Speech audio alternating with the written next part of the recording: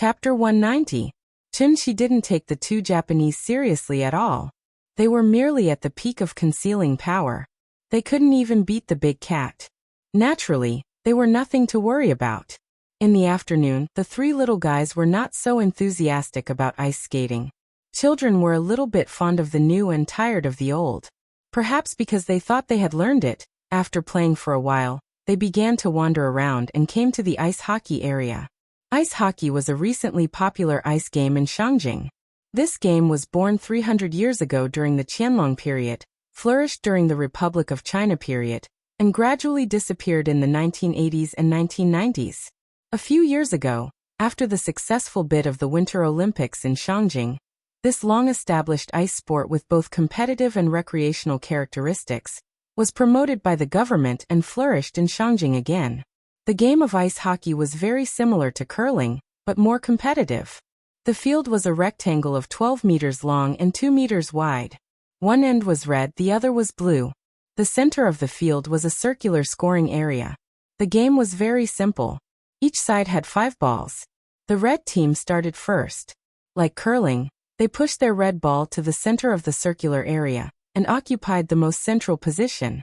When it was the blue team's turn, except for the first ball that couldn't hit the red team's ball, the other 4 balls could hit the red team's ball.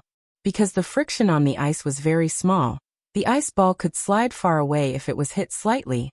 The core of the game was to hit the opponent's ball and let your own ball stay in the central scoring area. After the 5 balls were hit, the score was calculated according to the scoring area occupied. Whoever had the highest score would win. It's like playing marbles. Simple. I know how to play. After Chun-Shi briefly explained the game to the 3 little guys, they immediately jumped up in excitement. She was now a master of marbles, and the 2 brothers played with her more often than not.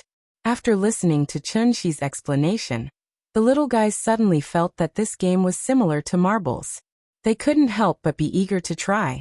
The ice hockey area was very large, and many fields had been drawn on the ground. Chun-Shi took them to randomly choose a field, and the 3 little guys used rock, paper, scissors to decide who would play first. Rock, paper, scissors had never been the elder brother's strength, so he lost without any suspense. The little guy and the younger brother played first.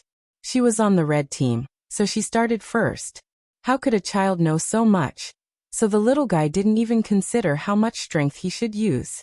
He kicked the red ball right in front of his younger brother, which made the 2 brothers laugh out loud. Chun-Shi shook his head as he watched. The little fellow pouted, looking unhappy. Seeing this, Chun-Shi squatted beside her. After reaching out and pinching her little face, Chun-Shi said to the little fellow, "Nian Nian, this is ice. Ice is very slippery, so you have to be gentle and control your strength. Let the ball just slide to the middle." As he spoke, he gently pushed out a red ball as a demonstration. The red ball stopped at the center of the 5-point zone. The little girl was so shocked that she opened her mouth and clapped her hands excitedly. "Papa is so awesome. Papa is so awesome." It didn't matter if he wasn't powerful, as long as his father was. Chun-Shi stood up, rubbed the little fellow's head, and let the 2 brothers try their strength. After they had adapted to how much strength they should use, the ice hockey game began again. The reason why this game could become popular overnight was mainly because it was easy to learn and could be played by men and women, old and young. The 3 little guys had experience playing marbles, so they learned it at once. Seeing that they were playing back and forth, Chun-Shi watched the game with a smile. There were too many entertainment projects in the Shikahai skating rink. After they were tired of ice hockey, Chun-Shi also took them to play ice bumper cars, ice motorcycles, and other projects.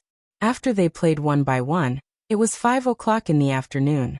At 5 o'clock, the sky was already dark, and the outdoor lights around the skating rink were turned on one after another. The Shikahai skating rink had a night show, and it would be open until 10 o'clock in the evening. The amusement park was right outside their home. For the children, what could be happier than this? The 2 brothers had already played overtime today. It was estimated that they were also afraid of being scolded by their grandpa, so when they heard Chun-Shi say that it was time to go back, they immediately stopped, and then took the initiative to take the little fellow, who was still unwilling to leave, out of the skating rink. When Chun-Shi returned to the tea house with the 3 little guys, There were still several tables in the tea house. Xiao Yuan also did her duty as a waiter. As soon as she saw Chen Shi enter the door, she quickly ran over, handed him the business card and said, "Boss, 2 guests just left a business card for you, saying that they want to talk to you. They hope you can call them back?" "Okay, I see." Chen Shi nodded. After taking the business card, he didn't even look at it and directly threw it into the trash can next to him. Seeing Xiao Yuan's surprised face, he didn't explain. Instead, he smiled and said, "Clean up. We should close." "What about the guests? Tell them we're closing." "Oh, okay." Since the boss said so, Xiao Yuan had to apologize to the guests at each table. Although the guests were a little confused, they didn't react too violently. But looking at them frowning and leaving, it was estimated that they wouldn't come again in the future. It couldn't be helped. The boss was so capricious that he didn't do business. While Xiao Yuan was still busy cleaning up, Gu Lao took the 2 brothers to say goodbye to Chen Shi. "Sister, goodbye. I'll come and play with you tomorrow." "Okay. Goodbye." The little girl stood beside Chen Shi and waved her little hand at the 2 brothers reluctantly. After the brothers also left under Gu Lao's lead, the tea house returned to calm. After simply cleaning up the tea house, Chen Shi said to Xiao Yuan, "Let's go, we should go home." Hearing this, Xiao Yuan was a little surprised and asked, "Go home? What else? Do you still want to go back to school?" No, I can live in the tea house." "Can people live in this place?" "Let's go, there are many empty rooms in the courtyard. You can live in one." Xiao Yuan was still hesitating. But at this time, the little fellow suddenly grinned and said, "Sister, stay in our house. Our house is very big. We can play hide and seek." Perhaps the little fellow's persuasion had worked. So after thinking about it, Xiao Yuan nodded heavily and said, "Then I'll bother you." "It's okay, let's go." The tea house was closed, but the Shika-Hai skating rink opposite was still very lively. The little fellow lay on Chen Shi's shoulder and kept turning her head to look at the tourists inside. Looking at her little eyes, she probably wanted to go in and play for a while. Xiao Yuan pulled the suitcase and silently followed behind the father and daughter. Passing through Dongming Alley, just as she walked into the courtyard, she was shocked by the spacious courtyard in front of her. To have such a big courtyard in Shangjing, the boss's family was really rich. Chen Shi didn't know what Xiao Yuan was thinking. He just stepped into the front yard with Xiao Yuan, and the door of the east wing was pushed open. Then Qin Xueqing came out of the room. Chapter 191. When Xiao Yuan saw Qin Xueqing walk out from the east wing, she was shocked by her beauty. Xiao Yuan knew Qin Ruoying, but she had never seen Qin Xueqing before. The 2 sisters didn't look alike. The only thing they had in common was probably their beauty. If they were to be compared to flowers, then Qin Ruoying was obviously a noble and elegant peony, while Qin Xueqing was a snow lotus blooming on the peak of Tianshan Mountain. The former was approachable, while the latter was unapproachable. Compared to them, Xiao Yuan was like the most common wild chrysanthemum by the roadside. Her sister-in-law's aura was too strong, like a sword that was about to be unsheathed at any time. That scared the little girl. Even though Chen Shi didn't turn around, he could feel the uneasiness coming from Xiao Yuan. Therefore, after a simple greeting to Qin Xueqing, Chen Shi brought Xiao Yuan directly to the west wing. There were 3 rooms in each wing, but the middle one was slightly bigger than the other 2. "You can stay here. There's a bathroom in the room, hot water, heating, and so on. But you have to bring your own toiletries." "I already brought them." "Okay, then you can pack up first. I'll call you when it's time to eat later." "Okay. Thank you, boss." After explaining to Xiao Yuan, Chen Shi carried the little girl out of her room. At this time, Qin Ruoying heard the commotion outside, so she walked out of the west wing. The moment she walked out, she saw Qin Xueqing opposite her. Qin Xueqing was wearing a windbreaker today, which covered both her arms. However, the empty sleeve on the right seemed to be telling him something. Seeing this, Qin Ruoying couldn't help but have a complicated expression on her face. She knew her sister's character very well, so she didn't say anything to comfort her. Instead, she smiled naturally and said, "Yueqing, you're back?" A seemingly normal greeting made Qin Xueqing's expression melt like an iceberg, and she smiled for the first time. Yes, I just came back. When Chun-Shi carried the little girl out of the room, the sisters were greeting each other. The little girl turned her head and saw Qin Ruoying. Seeing her mother next to her, the little girl couldn't help but shout excitedly, "Mama! Mama!" Seeing this, Chun-Shi quickly put her down. Then the little girl called for her mother while running toward Qin Ruoying. Hearing the little girl's cry, Qin Ruoying hurriedly crouched down and hugged her in her arms. "Hey Nian, did you have fun today?" "Yes." "Mama, do you want to go ice skating with us? It's so fun." "No, Mommy still has to study. Otherwise, Daddy will get angry." Hearing this, the little girl couldn't help but pout as looking back at Chun-Shi, she whispered, "Papa is so stingy." After hearing this silly child's complaint, the couple couldn't help but smile at each other. Then they couldn't help but laugh. The sister-in-law stood on the steps outside the East Wing, silently watching the family of three show off their love. She didn't come here to stand in the cold wind and pose. Looking at this posture, she probably had something to say to Chun-Shi. Therefore, after letting the little girl wave to Qin Xueqing, Qin Ruoying carried the little girl back to the room, and Chun-Shi came to Qin Xueqing. Since she was his sister-in-law, Chun-Shi didn't need to beat around the bush with her, so he asked directly, "Why did you suddenly come back? Is it because of the two islanders who came to find me today?" "Yes, they are from Inyang Liao." "Oh, ninjas?" "No, they are Inyang masters." "Inyang masters? What's that?" "You don't know?" "Why should I know?" Chun-Shi replied matter-of-factly, which made Qin Xueqing look at him in surprise. After all, in Qin Xueqing's opinion, Chun-Shi was an alchemist with a high cultivation base. In terms of strength, he was probably stronger than Su Fu, so there was no reason for him not to know the origin of the Inyang masters. The so-called Inyang masters were actually a variant of the alchemist lineage.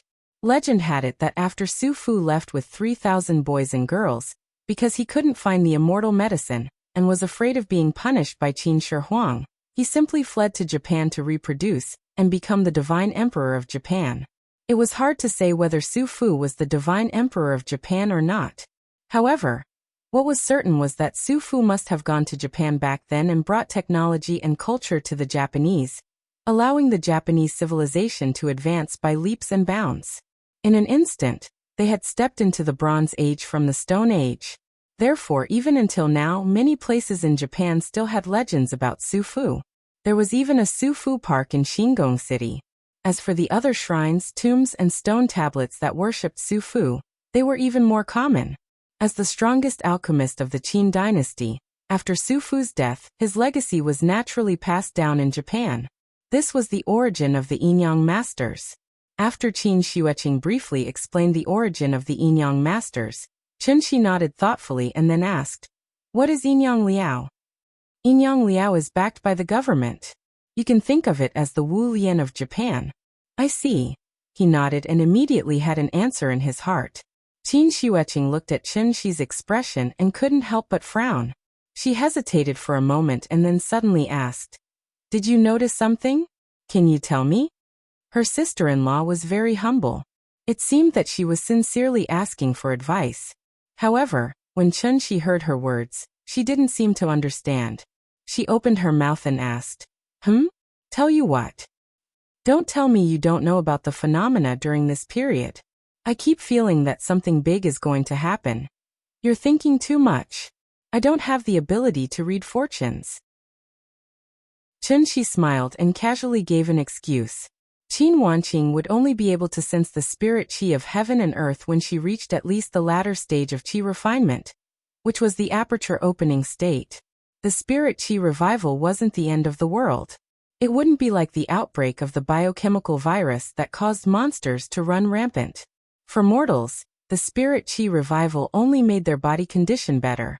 The ones who were truly affected were martial artists and necromancers, especially the latter. Chun-Shi hadn't come into contact with the inheritance of necromancers, but from Qin Xueqing's description, the direction of necromancers' cultivation should be somewhat similar to that of immortal cultivators. It was probably because the spirit qi on Earth was too sparse, so the celestial being was the limit of necromancers. The so-called cultivation was actually more like evolution. The environment would limit the evolution of creatures. For example, the temperature during the Cretaceous period was 9 to 12 degrees higher than now, and the oxygen content of the atmosphere was several times higher than now. These conditions were conducive to the growth of creatures, which was why prehistoric creatures could grow so huge. Even insects at that time grew bigger than humans. Why didn't Chen-Shi seize the time to cultivate? It was because in the current situation on Earth, the celestial being was the limit. He could slowly recover his strength through accumulation, but if he wanted to go further, it was almost impossible. Unless. Chapter 192. Earth became the heavenly jade realm. It sounded simple, but in reality, no matter how fast the recovery of spirit chi was, it was obviously impossible to turn a planet in the age of chaos into a holy land for cultivation in an instant. This was a process that had been accumulating over time. As for how much time this process would take, no one could say for sure. Some time ago, Chen-Shi made such a big commotion in Maimon that many people knew of his existence. A celestial who did not belong to any organization, and suddenly appeared out of nowhere naturally attracted the interest of all forces. Therefore, Inyang Liao of Japan tried to contact Chen-Shi and tried to extend an olive branch to him. Those two Japanese were Japanese businessmen who were doing legitimate business in Shangjing, so Wu Lian could not take any coercive measures against them. Wu Lian naturally would not sit back and do nothing. Therefore, he hurriedly called Qin Xueqing back, wanting to observe Chen-Shi's attitude through her. After all, at the level of a celestial, the concept of a country was already very vague. For example, when great-granduncles stepped into the celestial realm, Wuxia had not yet been established. Such an old antique naturally would not have any deep feelings for this country. On this point, Wu Lian misunderstood Chen-Shi. Chen-Shi had received 9 years of compulsory education and 4 years of undergraduate study in university. He was an outstanding young man of the new era. When he was in university, he was a real patriotic young man. Chen-Shi had always believed that one should not forget one's ancestors, so even if he went to Heavenly Jade for 500 years, after coming back, he did not do anything illegal. Well, Zhao Yuan's matter did not count. Qin Xueqing was very dissatisfied with Chen-Shi's perfunctory response. She frowned slightly, looked deeply at Chen-Shi, and then said coldly, "If you don't want to say it, then forget it." After that, Qin Xueqing turned and went back to the east wing. It seemed that sister-in-law was angry. Chen-Shi shook his head helplessly, then turned and walked to the kitchen. He still had to make dinner for the little fellow. It was not that Chen-Shi was deliberately keeping her in suspense. It was just that with Qin Xueqing's current cultivation level, she really could not understand the recovery of spiritual energy. If he wanted her to understand, Chen-Shi would have to explain the existence of cultivators to her in detail. Instead of going through so much trouble, he might as well let his sister-in-law cultivate on her own. In any case, she would be able to step into the foundation establishment stage very soon.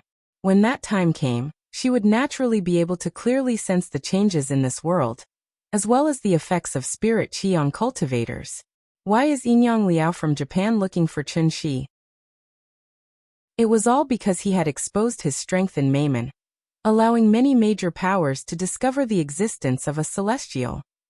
The so-called celestial being was probably between foundation establishment and gold core. Because he had not condensed his golden core, he had only just broken through the foundation establishment stage and touched the threshold of the golden core stage. Regardless of whether he was a martial artist or a necromancer, as long as he reached this stage, he must have accumulated enough vital essence and opened up all the apertures in his body.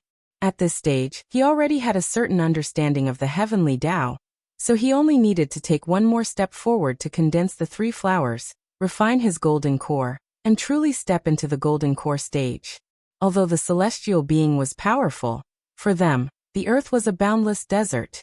They stood at the highest point in the world, only to find that they were lost in the desert.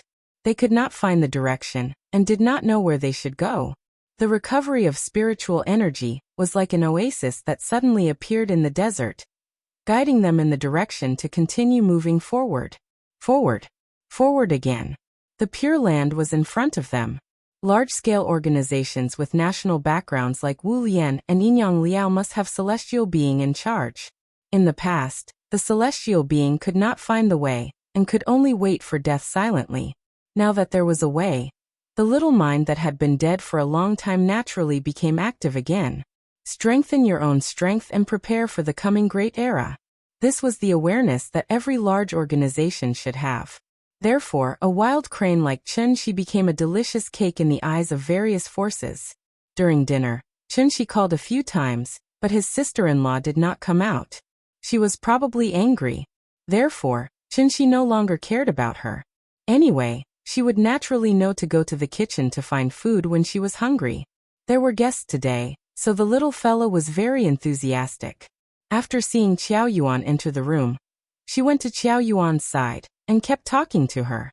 Qin Ruoying asked her to sit down and wait for dinner. But at this time, the little fellow jumped down from the chair like a wisp of smoke. Then she eagerly ran to get a bowl of rice for Qiao Yuan. After handing the bowl to Qiao Yuan, the little fellow laughed and said, "Sister, eat. Papa's cooking is delicious." She usually lived a life of stretching out her hands and opening her mouth, but today she took the initiative to take care of the guests. Her performance was really good. Therefore, Qin Ruoying rubbed the little fellow's head and praised her generously. Nian Nian is so obedient and sensible. After hearing her mother's praise, the little fellow was obviously a little embarrassed. She sat in the chair and fidgeted a few times. Then, as if to hide her shyness, she suddenly clapped her hands and shouted, "I'm hungry. I want to eat." Okay. You eat first." Chunxi brought the last dish. As soon as he entered the door, he heard the little fellow's muttering, so he rubbed her head and put the plate in front of her. This was the little fellow's favorite golden lion head. Each of them was as big as a steamed bun. When placed on the plate, they constantly emitted a fragrance. She did not hesitate. After picking up the spoon and forking a piece, she directly opened her mouth and took a bite.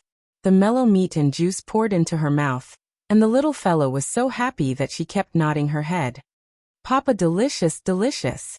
After swallowing the food in her mouth, the little fellow patted Qiao Yuan and said excitedly, "Sister, try it. My papa made the lion head. It's delicious." Seeing that Qiao Yuan was still a little reserved, Qin Ruoying said to her with a smile, "His cooking is really good. Do you want to try it?" Hearing this, Qiao Yuan picked up the chopsticks and said embarrassedly, "Okay." She picked up a piece of lion head and took a small bite. She did not eat as much as the little fellow. But after eating, Qiao Yuan's eyes lit up and she said in surprise, "It's delicious. Boss, your cooking is so good. If you open a restaurant with this skill, I guess you'll have to wait for at least 3 hours outside. Eat more if it's delicious. Don't be shy." "Well, thank you, boss." The boss's family were all good people. After a short time together, Qiao Yuan completely relaxed. After dinner, she took the initiative to play with the Barbie doll with the little fellow. She was originally a student of Beijing Normal University. If nothing unexpected happened, she should become a glorious teacher after graduation. Looking at the lively and cute little fellow in front of her, Qiao Yuan suddenly had an idea in her mind. Maybe she could consider being the tutor of the little fellow. Chapter 193. Night fell. The street lamps outside the alley constantly emitted a gentle light, as if bringing some warmth to this cold, snowy night. Perhaps it was because of the cold weather. The streets were very quiet at 1 o'clock in the morning. It was so quiet that it didn't seem like Shangjing City. A Toyota Alpha slowly drove down from the North Second Ring Road overpass and headed straight for Dushing-men Inner Street.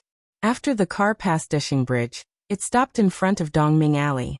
Then, a man in a suit got out of the car. If Chunxi were here now, he would recognize that this man was the Japanese who handed him a business card in the afternoon. The man in the suit got out of the car first, and then stood respectfully to the side. Then another person got out of the car. This was a middle-aged man who looked to be in his 50s. He was not tall, only about 1.7 meters.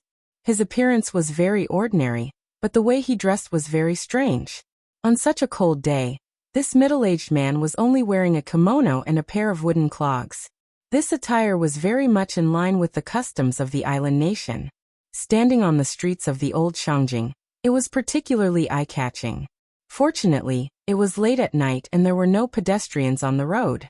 Otherwise, with the way he was dressed, this middle-aged man would definitely be photographed and surrounded. If he was unlucky enough to meet a few angry youths, he might even receive a large pile of leather shoes, eggs, banana peels. Abe ashy. By Li. Ho. Okay. Ho. The man in the suit bowed and said a few words to the man in the kimono. After a few simple words, the man in the kimono nodded and walked into Dongming Alley. The man in the suit hummed a few times. When he looked up, he realized that the man in the kimono had already walked into the alley, so he hurriedly followed him. Perhaps it was because the man in the kimono held a high position in his heart, so the man in the suit deliberately bowed when he walked. He looked like a little eunuch who served the emperor in ancient times. He always had a respectful look on his face. Dongming Alley was not very deep. After walking for a while, the two of them arrived at the entrance of the courtyard. The man in the kimono didn't need the man in the suit to remind him. He glanced at the bright gate next to him and stopped at the entrance of the courtyard. Abe. The man in the suit was a little confused. Just as he was about to say something, the man in the kimono suddenly raised his right hand and signaled for him to be silent. Choo. Ho. The man in the suit replied softly, hi. Then he obediently retreated to the side. The man in the kimono stopped in front of the door. The kimono man closed his eyes and silently sensed for a moment. His expression turned cold, and he could not help but take a step forward. At the same time, a low meow of a cat suddenly sounded above the kimono man's head. Meow. The man in the kimono looked up and realized that a black cat had appeared on the roof. The black cat stood at the edge of the roof, its eyes glowing green as it stared at the man in the kimono in the alley. For a black cat to appear in the middle of the night, a normal person would be scared out of their wits. However, the man in the kimono was not surprised at all. Instead, he looked at the black cat with interest and said, hello. It wasn't that the big cat couldn't understand human language, but there were many different kinds of human language. It really couldn't understand a single word of this kind of gibberish. Therefore, the big cat couldn't understand what the man in front of it was talking about. Chun-Chi warned it not to change back to its original form, and not to attack people easily. Therefore, when the big cat sensed a faint chi fluctuation on the man's body, it only issued a warning. Then, it laid on the roof and put on a defensive posture. The courtyard was its territory. As long as the man didn't step in, the big cat naturally wouldn't care about him. The big cat issued a warning, but the man in the kimono didn't seem to understand. Instead, he smiled and waved at the big cat. Then, he stepped on the steps outside the gate. Meow. Seeing this, the big cat suddenly felt as if someone had stepped on its tail. All the hair on its body stood on end, and its figure suddenly jumped down. Its speed was extremely fast. It jumped down from the sky, and almost instantly pounced in front of the man in the kimono. The claws of felines could be retracted. When they weren't hunting, they would retract their claws into their fleshy palms. This was because it effectively prevented the claws from being worn out, and at the same time, prevented them from hurting their own kind. The big cat looked fierce, but in fact it didn't extend its claws. This was because it was only trying to intimidate the other party and scare him away. However, although it was intelligent compared to humans, it was still a little too simple. When he saw the big cat jump down from the roof and pounce on him, the man in the kimono didn't panic at all. Instead, a faint smile appeared on his face.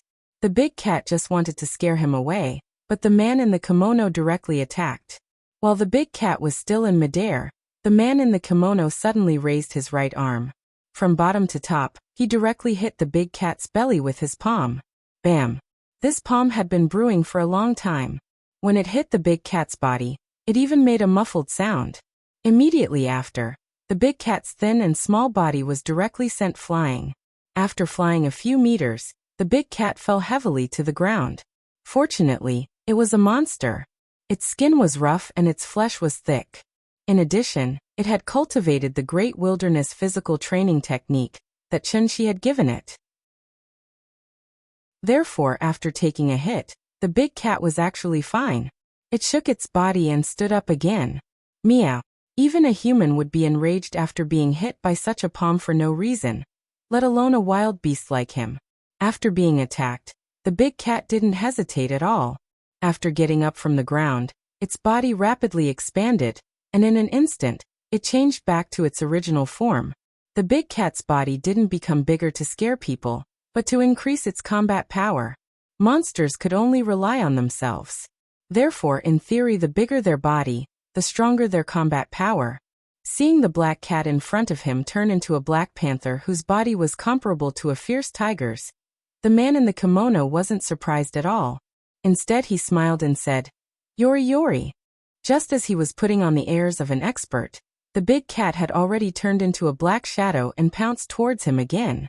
This time, the big cat really treated him as prey. Although the man in the kimono had succeeded in his attack, when he saw the big cat pouncing on him again, he didn't let his guard down. Instead, he suddenly put his palms together in front of his chest and instantly formed several hand seals. Yori yori yori. Yori yori yori, if translated in Wuxia, it would be. Chapter 194. In the alley. Because it was too far from the roadside, the street lights couldn't reach it, so it could only be vaguely seen by the moonlight. Big Cat's figure was hidden in the darkness. Its two glowing green eyes were like willow, the wisps floating around. It was extremely fast, and in the blink of an eye, it was already in front of the man in the kimono. Just as Big Cat jumped up and waved its claws at the man in the kimono, he suddenly put his hands together and quickly chanted, "Ashi ashi me." At this moment, the big cat's animal instincts made it feel a sense of danger. It was a cold feeling. Although the temperature tonight was around -5 or 6 degrees Celsius, the sudden cold feeling faintly revealed a bone-chilling coldness. Big Cat's body stiffened, and then it subconsciously pulled back its fur. At the same time, Big Cat also jumped in front of the man in the kimono. But just as it waved its claws and was about to crush the man's head, a blade reflecting the cold moonlight suddenly appeared in Big Cat's sight. It was a katana. From top to bottom, it was directly aimed at Big Cat's head. Meow. Big Cat, whose voice had always been low and hoarse, let out a sharp and ear-piercing cry at this moment. At this critical moment, it suddenly stretched its claws to the top of its head and used its sharp claws to block the katana that was coming down fiercely. Ding. The sharp claws blocked the katana, and in an instant, there was a sound of metal colliding with stone. The katana cut the big cat's claws, but it didn't stop and continued to cut downwards. The blade violently rubbed against the sharp claws, and in an instant, a series of sparks were drawn. In an instant, the alley was like a firework, and the splashing sparks also reflected the face of the katana's owner. It was a samurai wearing Japanese-style armor and a yakuza mask. The armored samurai was at least 2 meters tall, and the man in the kimono standing behind him looked like a child. Big Cat was confused by the sudden appearance of this armored warrior. After blocking the attack, it leaped back and crouched on the ground, ready to pounce at any time. The sudden appearance of this armored warrior made the big cat feel threatened. It didn't pounce on the warrior right away. Instead, it meowed at the warrior. The big cat was originally a monster in the Awakening Wisdom realm. After following Chenxi for a period of time, it ate the energy pills every day as snacks, so its cultivation had improved by leaps and bounds. Now, it had even stepped into the late stage of the Awakening Wisdom realm. According to the current progress, it was estimated that it would be ready to condense a Yao core soon. Even so, the sudden appearance of the armored warrior still made the big cat feel threatened, because the other party could injure it. He didn't know what material the katana was made of, but it was extremely hard and sharp. The big cat blocked the attack with its paw, but a shallow scratch was left on its paw. This made the big cat secretly vigilant. Monsters weren't immortal cultivators, so they didn't know so many fancy spells and moves.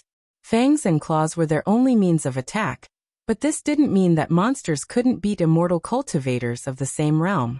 In fact, in the case of the same realm, when monsters fought against immortal cultivators, it was usually the monsters who won by crushing them. Although they didn't have many means, every one of them was fatal. It could be said that they were simple, crude, and aimed at the vital points. Monsters didn't have as many tricks as humans. Nature's survival of the fittest had long taught them one truth. A lion would use all its strength even when hunting a rabbit. The big cat lay on the ground and observed for a while. Seeing that the armored warrior was still standing in place with the katana in his hand and hadn't made any movements, it leaped out again. But this time, it didn't rush straight over. Instead, it jumped to the side of the wall. Immediately after, the big cat was like a dragonfly skimming the water. It went along the wall, past the armored warrior, and went directly behind the man in the kimono. The big cat wasn't stupid. This armored warrior didn't look easy to deal with, so it was prepared to kill the man in the kimono first, then slowly deal with the armored warrior. It had been preparing for this attack for a long time. After the sudden explosion, the big cat's speed was even faster than before. The armored warrior was still standing in front of the man in the kimono in a daze, but the big cat had already pounced on the man from behind. Like a fierce tiger coming down the mountain, the big cat's strong body instantly pounced in front of the man in the kimono. A trace of surprise flashed in the man's eyes, as if he didn't expect this monster to know to attack him directly. However, even though he was surprised, the kimono man did not panic at all. As soon as the 9 words mantra came out, the eyes of the armored warrior, who had been standing there in a daze, suddenly flashed red. Then he seemed to have come back to life. The armored samurai was very strange. It was as if he could teleport. He appeared in front of the kimono man and blocked the big cat's attack. The katana came down on the big cat's head again, but this time, the big cat was prepared. Meow. It let out a sharp roar. Then, the big cat did not care about the katana in the armored samurai's hand at all, and pounced directly on the armored samurai. The katana slashed on the big cat's body, but it was as if it had hit an iron plate. In an instant, there was a loud sound of metal colliding. Ding! Under the violent impact, the big cat's body could not help but tremble. However, it still did not stop. Instead, it pounced directly on the armored samurai. This was a common hunting method for big cats. They pounced on their prey at an extremely fast speed. After knocking the other party down, they used their mouths to attack the prey's trachea or cervical vertebra to achieve the effect of a one-hit kill. However, an unexpected scene occurred. How powerful was the big cat's full pounce? However, this 2-meter-tall armored samurai resisted it. He stood in place like Mount Tai, majestic and unmoving. Seeing that it did not pounce on the other party, the big cat put its claws on the armored samurai's shoulders, then opened its mouth and bit directly at the other party's neck. Sharp teeth and claws. For monsters, teeth were sharper weapons than claws. Their sharp teeth, coupled with their huge bite force, were enough to tear all creatures into mud. The big cat bit down, followed by a series of tearing, as if it wanted to break the armored samurai's neck. However, how could the armored samurai just sit there and wait for death? Therefore, he held the katana in his right hand, clenched his left hand into a fist, and punched directly at the big cat's head. Bang! Bang! The fist hit the big cat's head, making a muffled sound. However, the big cat gritted its teeth and did not let go. Finally, with a soft tearing sound, the armored samurai's head was torn off by the big cat. Seeing that its attack had succeeded, the big cat jumped off the armored samurai's body with the head in its mouth. However, the strange thing was, the armored samurai's head was gone, but he still stood straight in place. The big cat loosened its teeth and threw the head on the ground. His head rolled a few times on the ground before coming to a stop. However, at this moment, the big cat realized, this was not a head, it was just an empty helmet. Chapter 195. Meow. The big cat looked at the helmet on the ground with some surprise. Although it had high intelligence, it lacked knowledge and experience, so it could not understand the strange situation in front of it. How could an empty set of armor possess the power to match its own? The helmet that fell to the ground rolled a few times, which attracted the big cat's attention. While it was distracted, the headless armor began to move again. The katana was raised high and then slashed down at the big cat. The cold moonlight shone on the katana, making the blade seem even sharper than before. The big cat quickly dodged to the side, but the armored samurai followed closely. After the first slash missed, the armored samurai continued to slash a second time. One slash after another, without the slightest pause, as if he never knew fatigue. This armor was obviously a dead object, similar to a puppet doll. The big cat did not have the habit of fighting with this kind of dead object. Therefore, it could only keep dodging. However, the armored samurai followed him like a shadow. He held his katana and kept chasing after him without stopping for a single breath. The big cat retreated more than 10 meters, but the armored samurai was still chasing after it. Meow. The big cat let out a rather angry growl. However, it was not an idiot who only knew how to fight recklessly. Even cheetahs would choose to use sneak attacks when hunting, using the most direct and effective method, let alone it. After discovering that the armored samurai was just a puppet, the big cat naturally did not want to be entangled with it anymore. Therefore, when the big cat retreated more than 10 meters, it suddenly jumped to the side of the roof, then stepped on the roof and rushed directly toward the man in the kimono. Its strong point was not its strength, but its agility. Every slash of the armored samurai was powerful, but if one looked carefully, his movements were extremely slow. So after the big cat took him away from the man in the kimono, it suddenly jumped to the roof, ready to get rid of the armored samurai and directly attack the enemy. However, Big Cat's every action was within the man's expectations.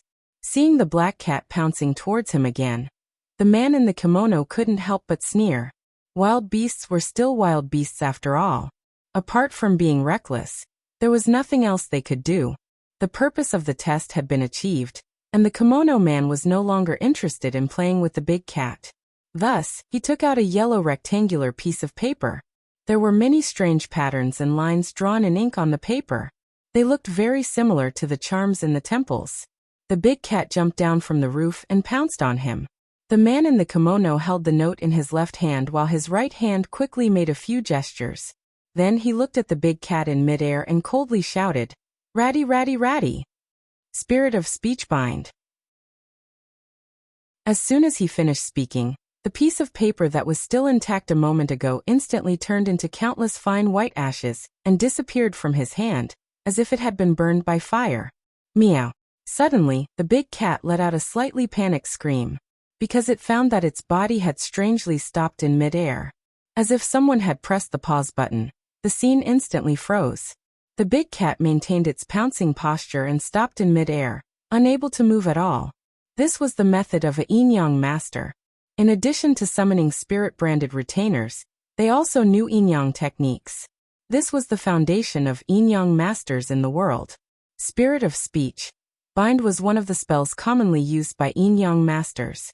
This spell was somewhat similar to the one Chin she used to play with his sister-in-law. However, the man in the kimono used a proper yin-yang technique, while Chun-Chi used force to break through the technique, directly using his true essence as a tentacle spirit of speech. Bind had a long and short duration, and it would constantly change according to the cultivation of the caster and the target. After all, the big cat was an intelligent monster, so it was bound for less than 3 seconds. 3 seconds seemed very short, but in fact it was enough for a lot of things to happen. For example, the armored samurai was already rushing over with his katana. Just as the big cat broke free from its bindings and continued to pounce on the man in the kimono, the katana glinted coldly and directly cut the big cat in the middle. Cut in half. If it was a normal wild beast, it would naturally be cut in half by this attack. However, the big cat was a monster. When it was in battle mode, its fur would stiffen and harden, turning into something comparable to armor to protect itself. Thus, when the katana cut the big cat, it immediately created a series of sparks on its fur. The katana's blade was extremely sharp, and this cut was a solid one, so the big cat immediately cried out in pain. Meow. It was injured. After being hit by this attack, the big cat's body suddenly felt as if it had been hit by a heavy hammer, and it fell heavily to the ground with a dull thud. The big cat fell to the ground, but it didn't hesitate at all. It got up and ran, jumping back to the roof in an instant. It really suffered a big loss this time. After seeing the big cat jump back to the roof, the man in the kimono had a surprised expression on his face. He originally thought that this monster would be seriously injured even if it didn't die, but he didn't expect that this attack would only hurt its fur. The monster in front of him didn't have much attack power, but its defense was really beyond his imagination. After a short confrontation, the alley temporarily returned to peace. The big cat lay on the roof, and its glowing green eyes stared at the man in the kimono below. After the man in the kimono sized up the big cat on the roof, the expression on his face became a little serious. He didn't see the owner of this place come out after such a fierce fight, so he guessed that the other party wanted to test his strength through this monster. He didn't come here to play with this beast. If he couldn't even take care of a pet guarding the door, then he might as well go home now. Thinking of this, the man in the kimono couldn't help but look down at the katana in the armored warrior's hand. When he saw the bloodstains on it, the man in the kimono nodded in satisfaction. Then he took out 3 talismans from his arms. Don't let others look down on you. The big cat had already suffered a loss from the talismans, so when it saw the man in the kimono take out 3 yellow talismans, it immediately let out a low growl. Meow. The big cat grimaced. An injured beast was the most terrifying. This man in the kimono had completely angered it. However, when the big cat let out a low growl, it suddenly sensed something and quickly turned its head to look to the side. A figure appeared beside it at some point. The big cat was stunned, but the person directly rubbed its head with his hand. The big cat, who came back to its senses, didn't attack him. Instead, it seemed to be enjoying it, and couldn't help but slightly squint its eyes. You did well today, this is your reward. The person lightly patted the big cat's head, and then stuffed a few pills into its mouth. The big cat swallowed the pills, and then rubbed its body against the person's leg. The ink leopard, whose body was comparable to a fierce tiger, was nestled under the person's leg at this moment, and constantly let out a pet cat's meowing sound. It looked really strange. In the alley, the man in the kimono looked up at the scene in front of him, and couldn't help but frown. He really didn't understand. Chapter 196. In the quiet alley, under the dark night sky, the young man who suddenly appeared on the roof immediately attracted all the attention of the man in the kimono. When did he get here? Where did he come from? How did he appear on the roof in the blink of an eye? The man in the kimono looked very calm on the surface, but there were waves in his heart. At this time, the man in the suit also saw the young man who suddenly appeared on the roof, so he immediately took a few steps forward and came to the side of the man in the kimono. Then he said in an extremely low voice, "Mr. Abe, he is Mr. Chun. Mr. Abe, he is Mr. Chun. Ah, I had already guessed it." Yo. Yes. After the two of them had a simple conversation, the man in the kimono signaled the man in the suit to leave. Then he took a step forward and said to the young man on the roof in a deep voice, "Inyang Liao's Vice Minister, Inyang Quanju Shintaro Abe here. Greets Your Excellency." After saying that, the man in the kimono patted his chest heavily with his right hand, and then made a chest-patting salute to Chunshi on the roof. The man in the kimono's Mandarin was not standard, and it was somewhat like the Japanese accent that was commonly seen in TV dramas. Because of the long-term influence of the Bushido spirit, Japanese practitioners often regarded honor as more important than life, so they could not accept any mistakes, and once they made a mistake, it was very likely that they would choose to commit suicide by committing suicide. This kind of slightly morbid national culture also made them particularly worship the strong. As long as the other party was stronger than them, they would be able to obtain supreme respect. But if the other party was weaker than them, then sorry.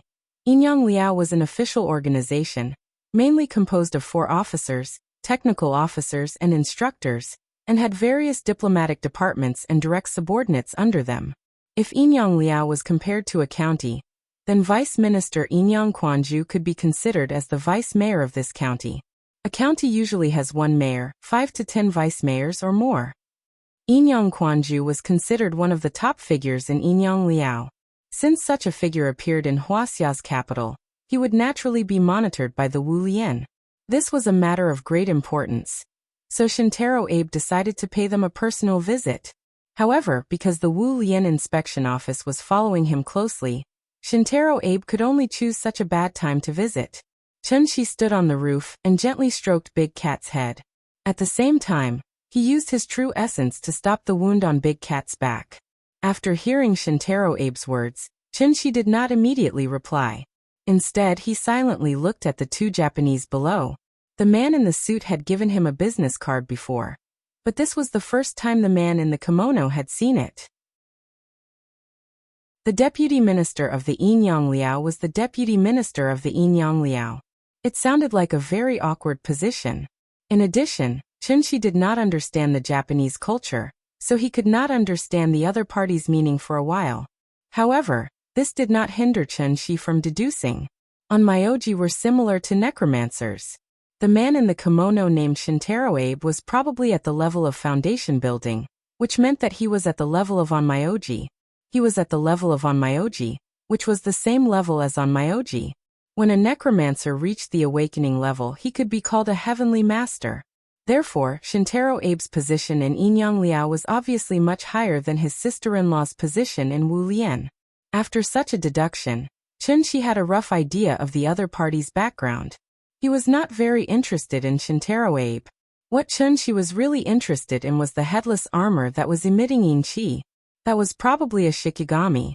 The so-called shikigami was called summoning demon in the West. In Southeast Asia, it was called subduing the head and enslaving the ghost. In Wuxia, it was called imperial spirit exorcism. In fact, they were all spells of the same type. It was just that the Onmyoji of Japan had a deeper understanding of shikigami, so the shikigami they summoned was usually more powerful than themselves. The injuries on the big cat's body were obviously caused by the shikigami. Chunshi went to Mount Lingshan to cultivate every night, so he was not at home just now. He only hurried back when he noticed that someone had come to cause trouble. Chunshi did not say anything, so Shintaro Abe kept his hand on his chest. It had to be said that he really gave Chunshi enough face. However, the first thing Chunshi said made Shintaro Abe's expression change. There is an old saying in Wuxia, you have to look at the owner before you hit the dog. You came to my house in the middle of the night and hurt my pet. How are you going to pay for this? After hearing Chunshi's accusation, Shintaro Abe suddenly realized that he had misunderstood. That monster was not used to test his strength at all. Therefore, he could only hurriedly bow and apologize. Your pet suddenly attacked me, causing me to mistakenly think that you wanted to test my strength, so I retaliated. Swords have no eyes. I accidentally hurt your pet. I hope that you will forgive me, sir. Hearing this, Chunshi could not help but look down at the big cat. The big cat was not as cunning as humans. Therefore, after thinking for a while, it rubbed against Chunshi and admitted that it was the one who launched the attack first. Although it just wanted to scare the other party away, it was indeed because it pounced that it caused the other party to counterattack. Therefore, when Shintaro Abe found such a reason, the big cat could only nod and admit it. Seeing this, Chunshi was unmoved. He did not immediately reply, but silently looked at Shintaro Abe, as if thinking about something. After a long while, Chunshi suddenly raised his right hand, formed a sword with his fingers, and pointed directly at the armored warrior beside him. A ray of golden inner yuan suddenly exploded from his fingertips. Like a laser beam, it instantly hit the armored warrior's chest.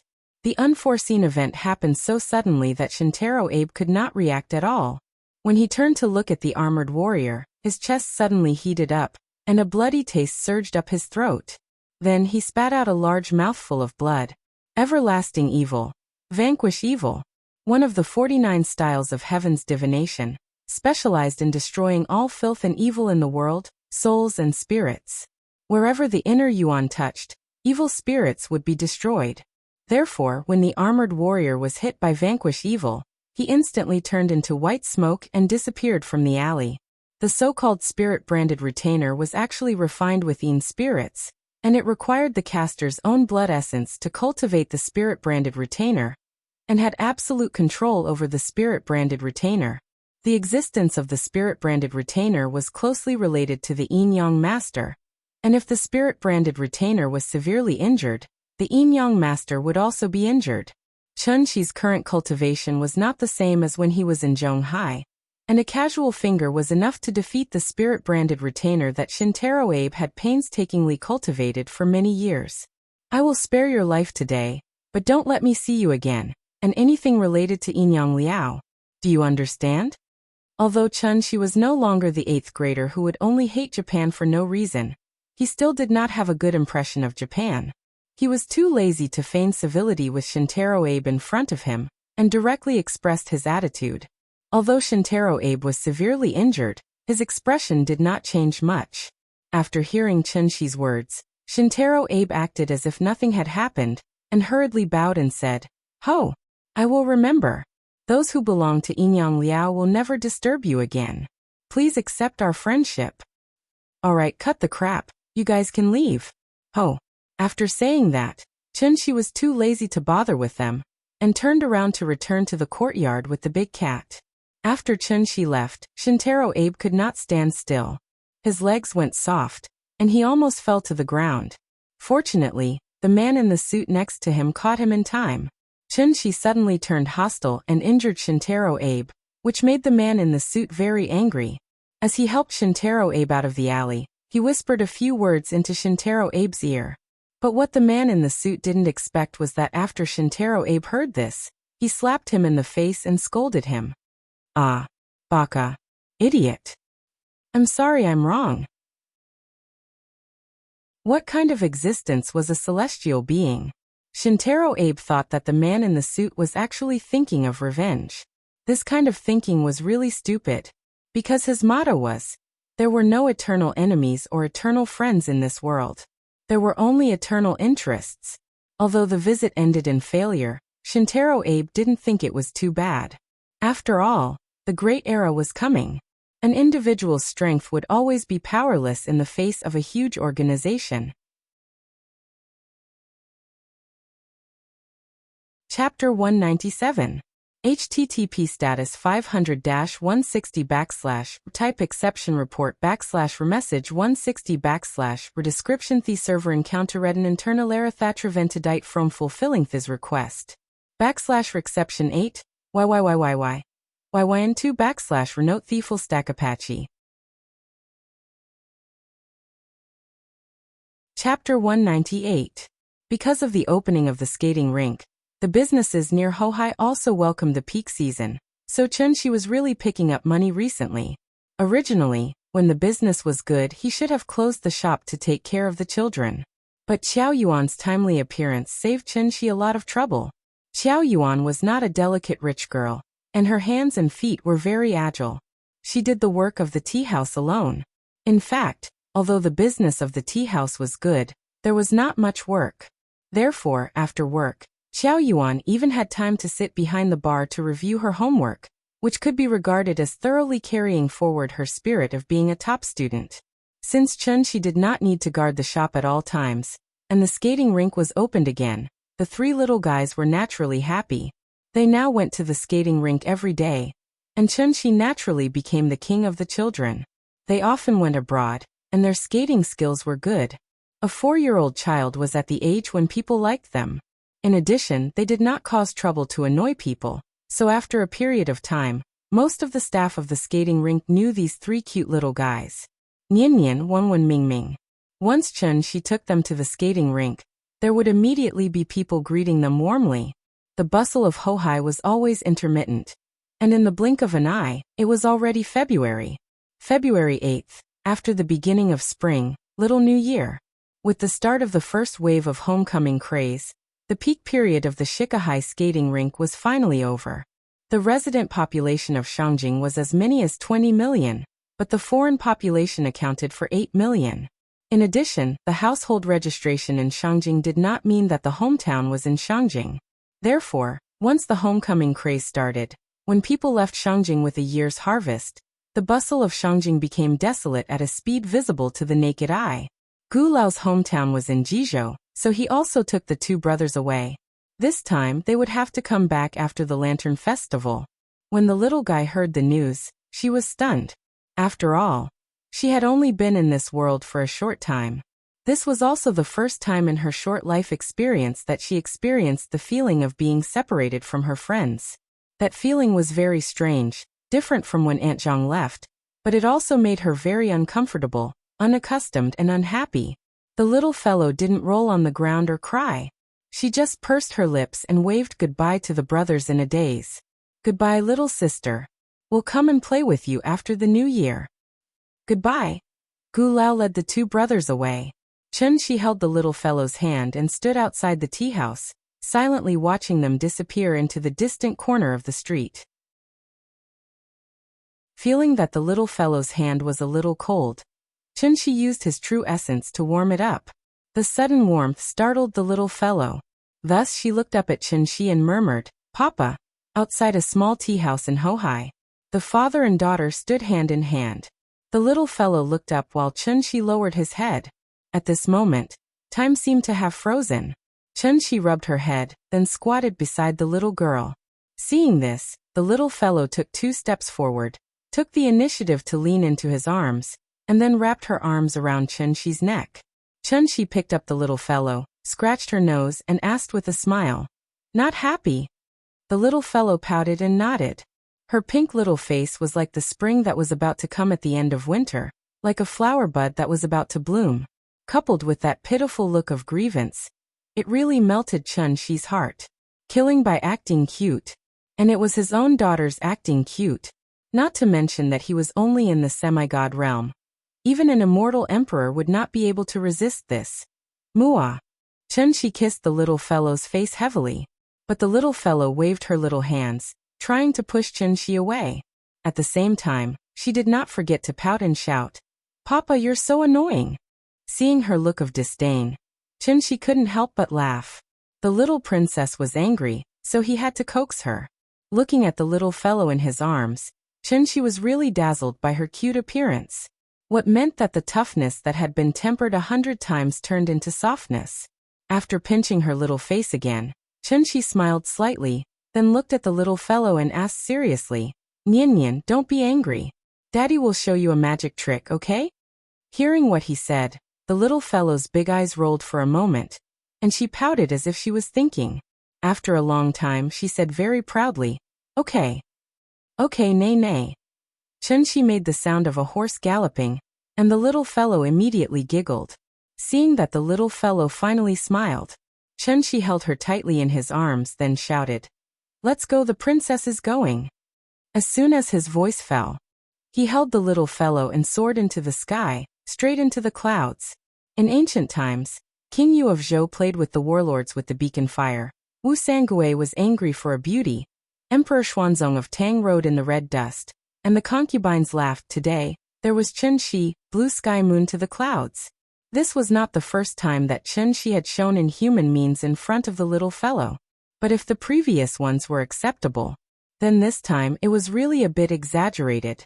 He held the little fellow and soared into the sky, and in an instant he had flown into the clouds. The little fellow's eyes were dazzled, and before she came back to her senses, she found that she was already in a thick fog. Because there was no sound and no sense of weightlessness, she did not know what was going on at all. What was the white cloud like? In fact, it was just a cloud of mist. When people were in the clouds, it was actually like being in the thick fog in the winter morning.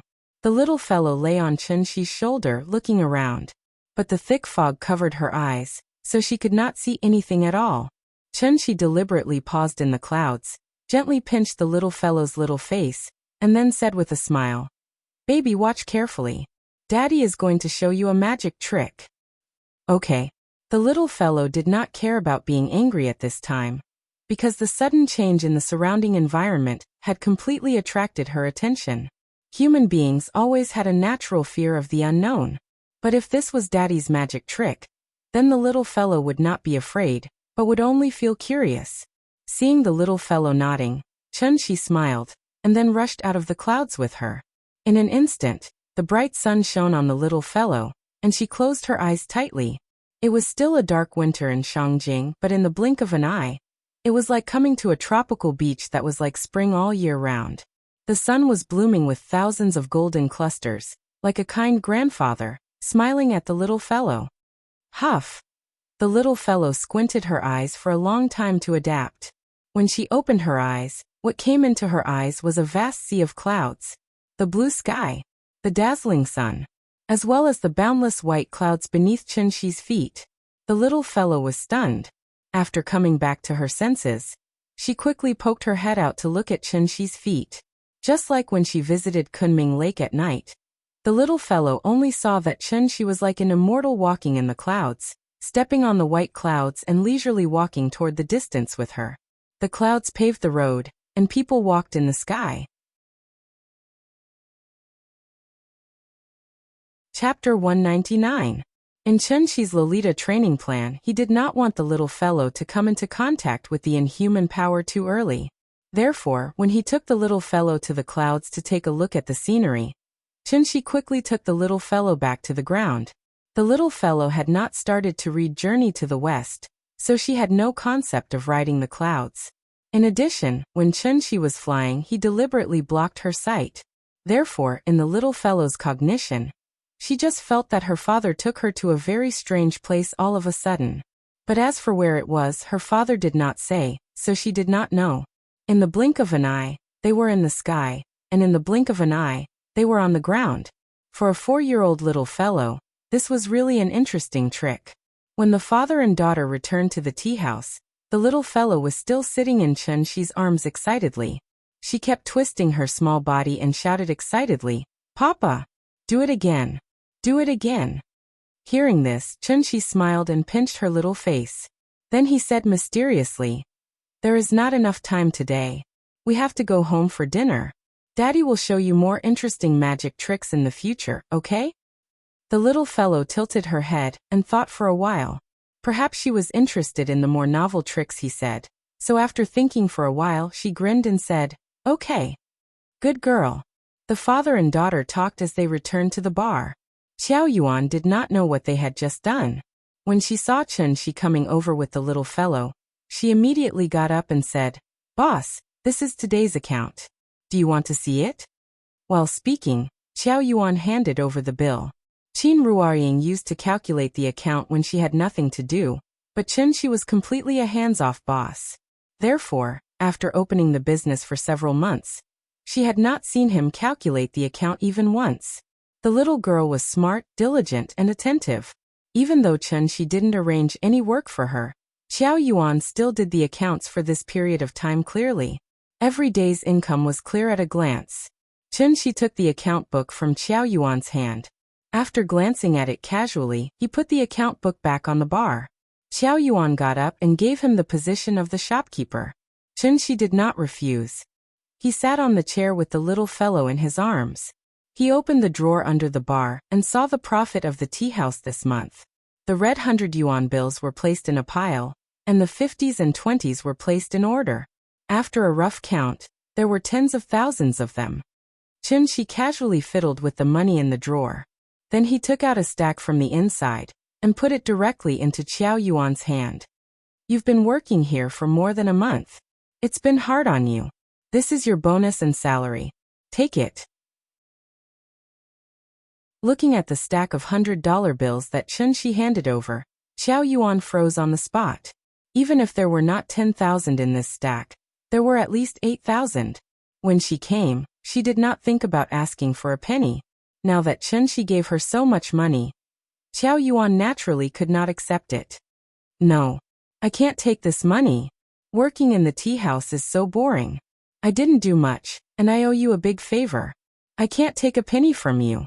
As she spoke, Xiao Yuan ran out of the bar counter like a wisp of smoke. Looking at her, she was probably afraid that Chen-Shi would insist on giving her the money. Seeing this, Chen-Shi could only purposely keep a straight face and said to Xiao Yuan with a serious face, "That's another matter. It's already the Spring Festival. If you don't accept this money, then I'll be angry." "No, I can't take your money. Dad as well. Our family is not short of money, and I don't want money." Xiao Yuan said very hesitantly. She did not want to take a penny, but Chen-Shi's attitude was so firm that it put her in a difficult position. Chen-Shi wanted to give it, but Xiao Yuan did not accept it. At this time, it was natural for the little fellow to come forward. So, Chen-Shi put the money in the little fellow's hand and put her on the ground. Without waiting for Chen-Shi to say anything, the little girl held the money and ran to Xiao Yuan's side. Then raised her hands high and smiled sweetly, "Sister, your money." This move was fatal to both men and women. As soon as Xiao Yuan saw the little fellow's sweet smile, She subconsciously took the stack of money from her hand. Seeing that she had accepted it, the little girl ran back to Chun-Chi's side with her short legs and laughed. Papa, sister will accept it. You are still the best. Chun-Chi smiled and pinched the little fellow's little face. After picking her up from the ground, he said to Qiao Yuan with a smile, let's go. It's time to close. Ah. Qiao Yuan stood there with the money in her hand. After hearing Chun-Chi's words, she asked in surprise, closed so early? It's not even 3 o'clock yet. Let's go. It's the new year. Do you still want to work overtime? Qiao Yuan was stunned for a moment, and then suddenly understood something. She nodded quickly, packed up, and left the tea house with Chun-Chi. Since the tea house was closed, Qiao Yuan naturally should go home.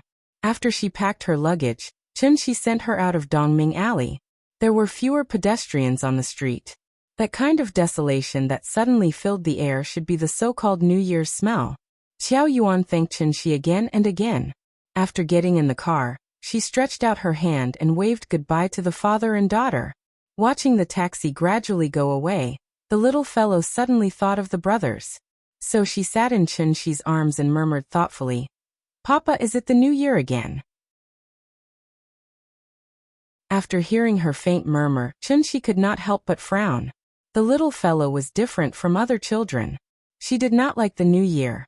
Because every new year, she only had Aunt Zhang by her side. After the old and the young had dinner as usual, Aunt Zhang would sit on the sofa with her in her arms and quietly watch the New Year's gala. She did not receive New Year's money, nor did she set off fireworks.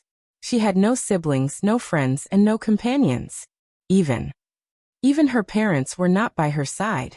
Even though the little fellow was still young at that time, she could feel the faint coldness. It was different from loneliness. It was a feeling that only appeared during the new year.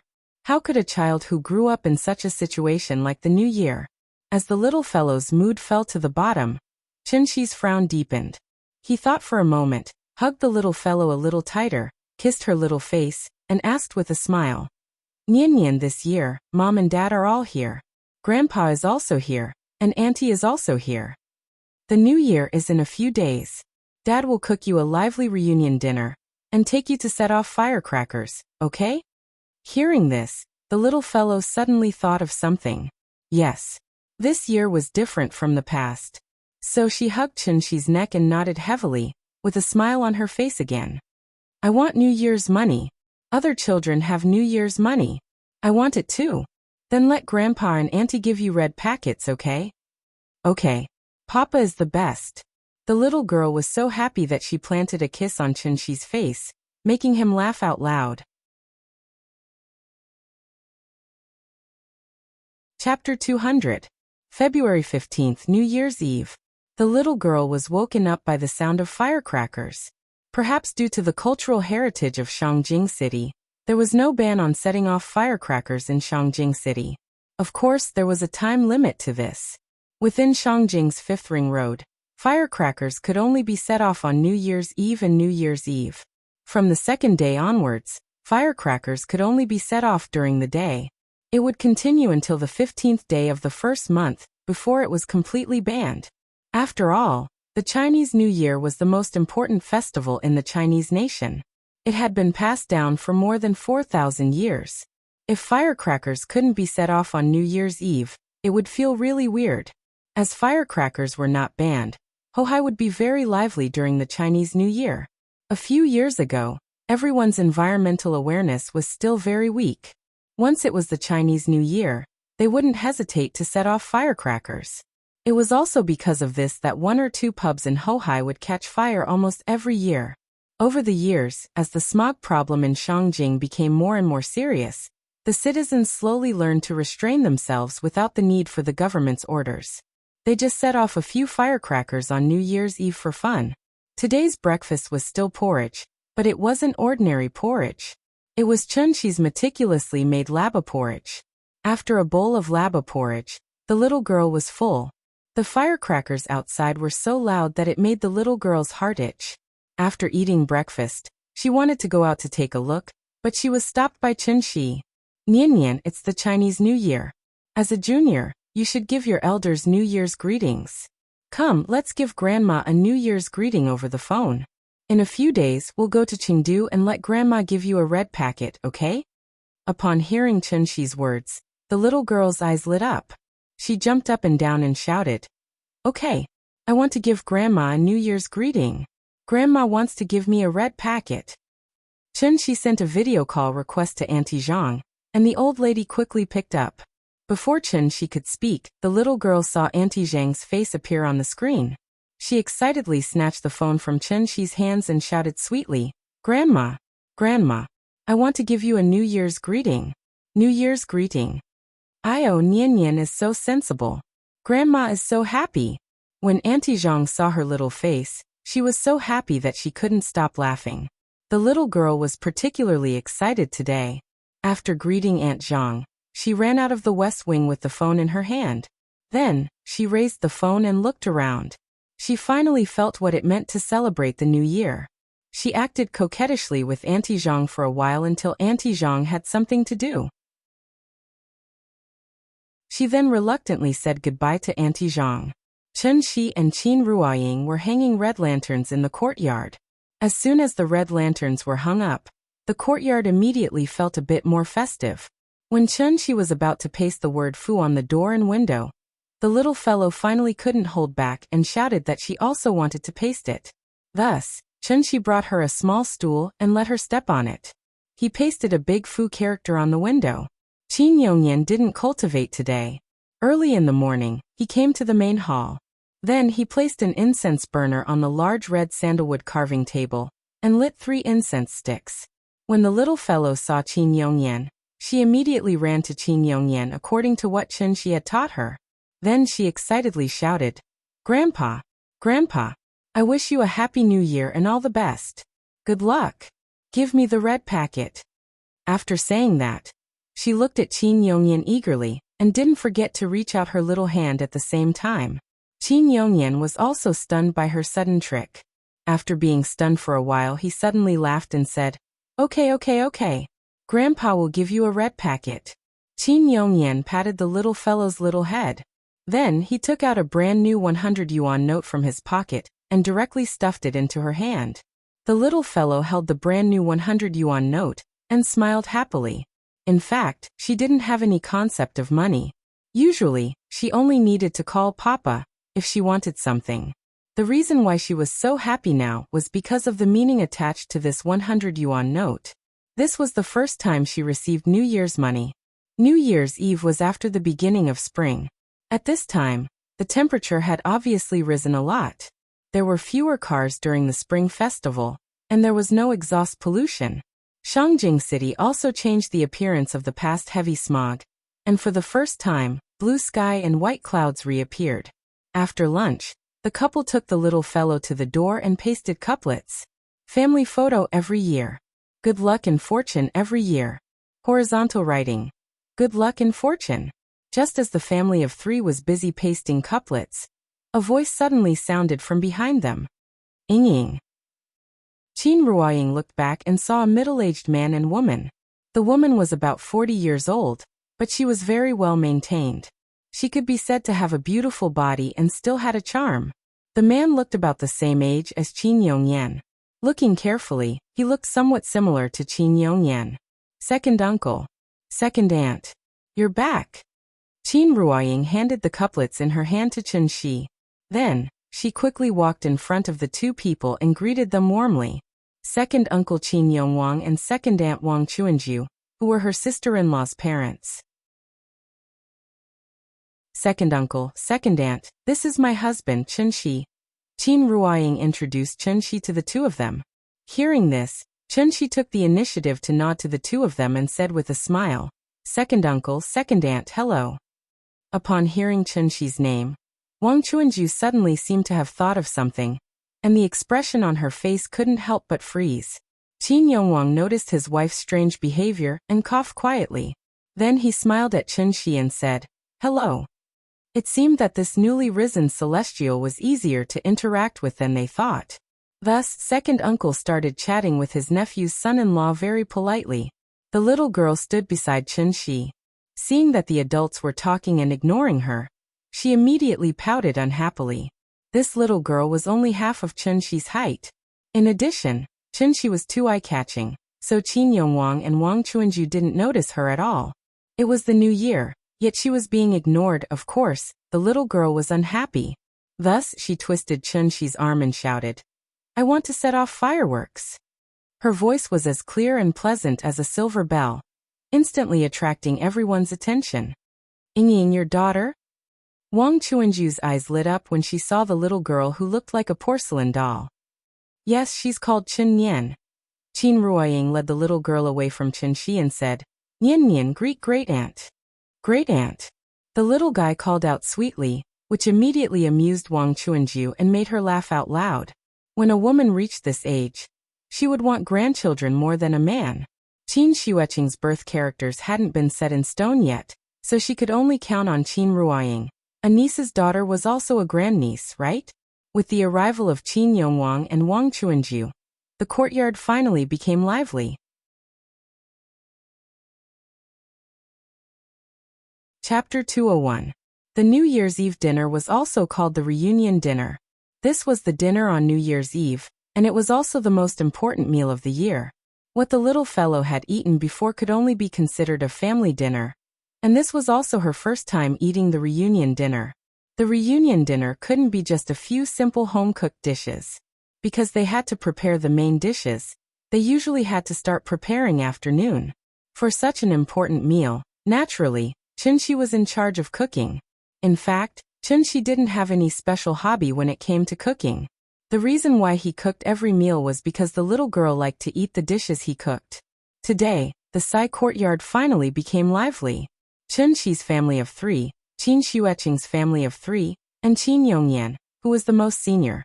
The TV in the main hall finally came into play.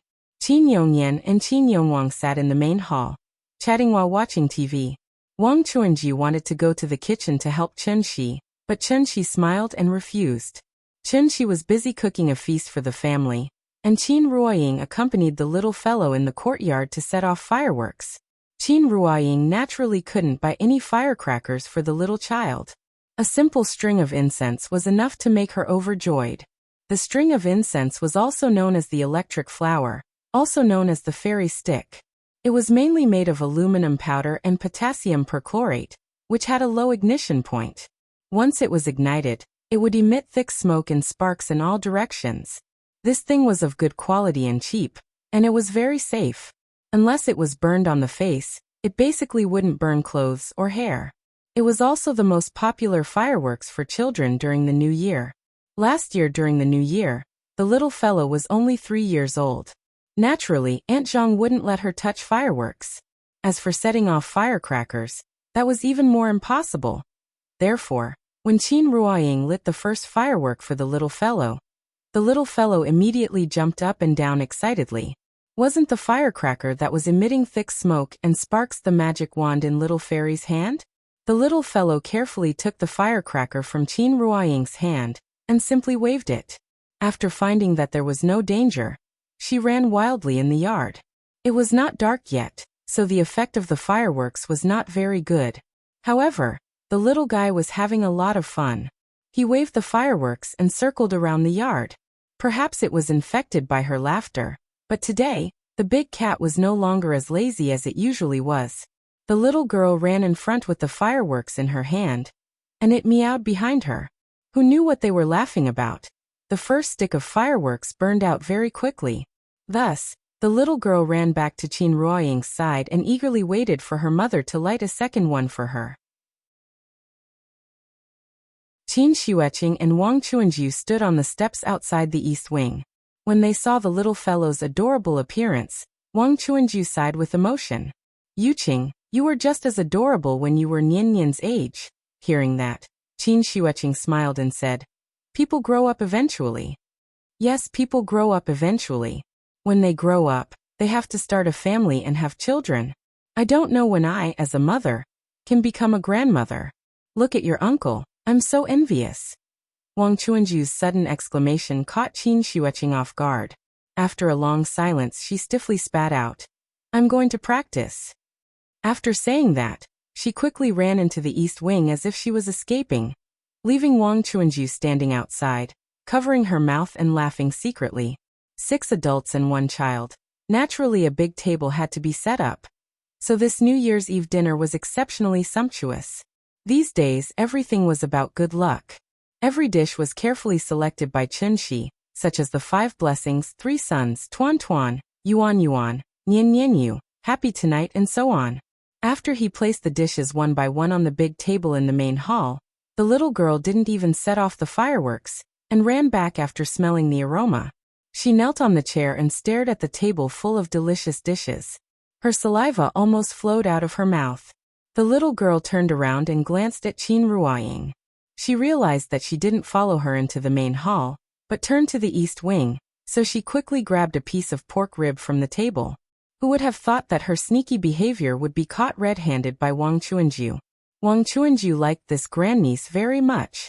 When she saw the little girl's gluttonous and adorable look, she couldn't help but pat her little head.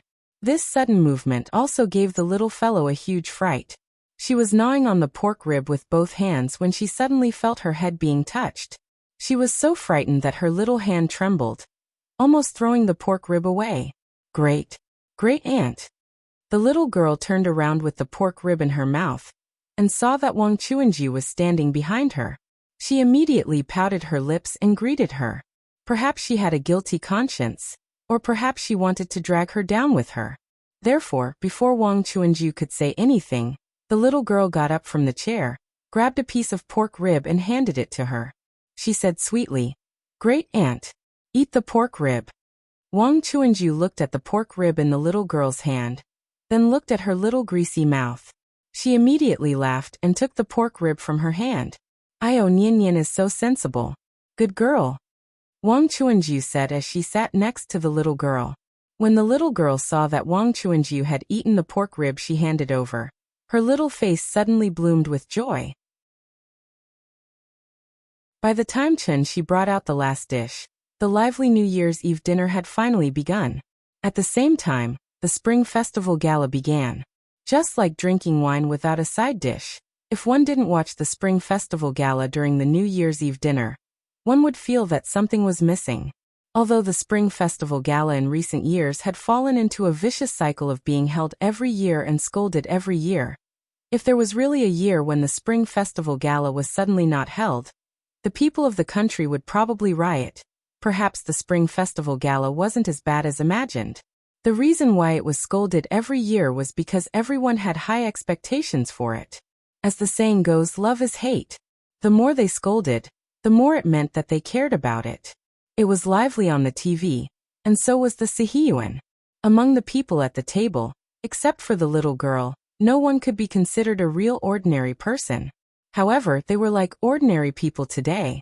The family sat together happily, simply eating and chatting while watching the Spring Festival Gala. The little girl was soon full, but she didn't run around. Instead, she sat obediently in Wang Chuanju's arms and watched TV. She couldn't understand skits, nor could she hear the actors' lines clearly. She didn't even know the subtitles above, but whenever she heard the audience applauding on the television, the little girl would clap her little hands happily. The programs came one after another, and in a flash, it was 12 o'clock. Before the host counted down, some impatient people had already gone to the streets and set off fireworks and firecrackers one after another. 10, 9, 8, 7, 3, 2, 1. Happy New Year! As soon as the voice fell, the bell rang, and then the people of the country boiled over. The crackling of firecrackers suddenly exploded, and countless fireworks bloomed in the night sky, instantly illuminating half of the night sky. The family came to the courtyard one after another, looking up at the brilliant fireworks one after another. Not to mention how excited the little girl was. Even Qin Shiweching, who had always been cold, couldn't help but smile at this moment.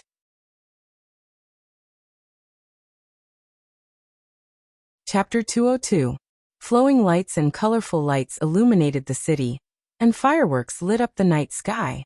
The rumbling sound of firecrackers was like thunder in summer, carrying the people's desire for the new year, and instantly turned the dark night sky into a sea of fireworks. Zhonghai was different from Shangjing. Fireworks and firecrackers were prohibited in the outer ring of Zhonghai, so this scene could not be seen during the new year. Although the fireworks show broadcast by CCTV was gorgeous and lively, it was not as vivid as standing under the night sky. The overwhelming firework rain continued to bloom in the night sky.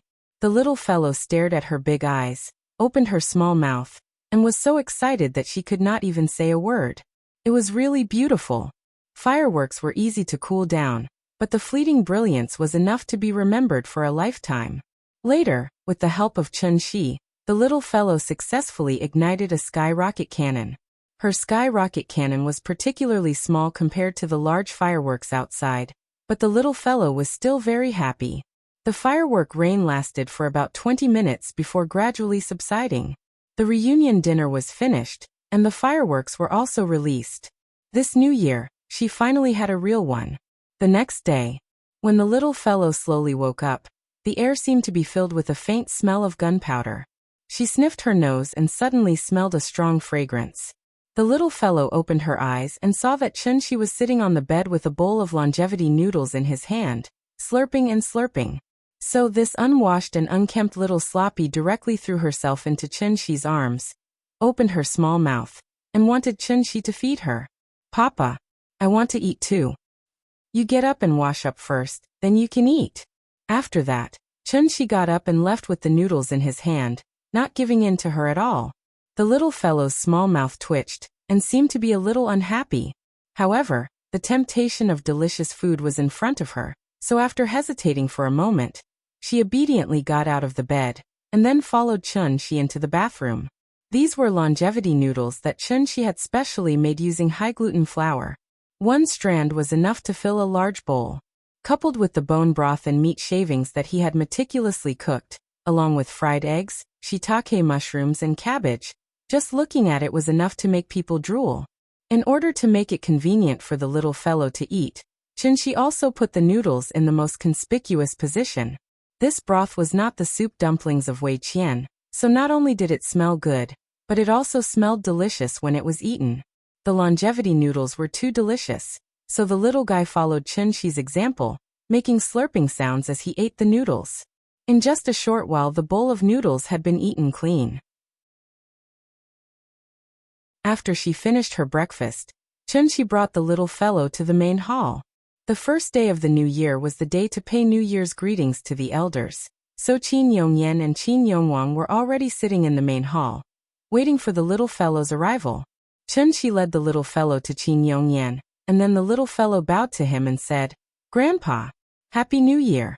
I'm here to pay you New Year's greetings." "Oh, good child. Come, yesterday's doesn't count.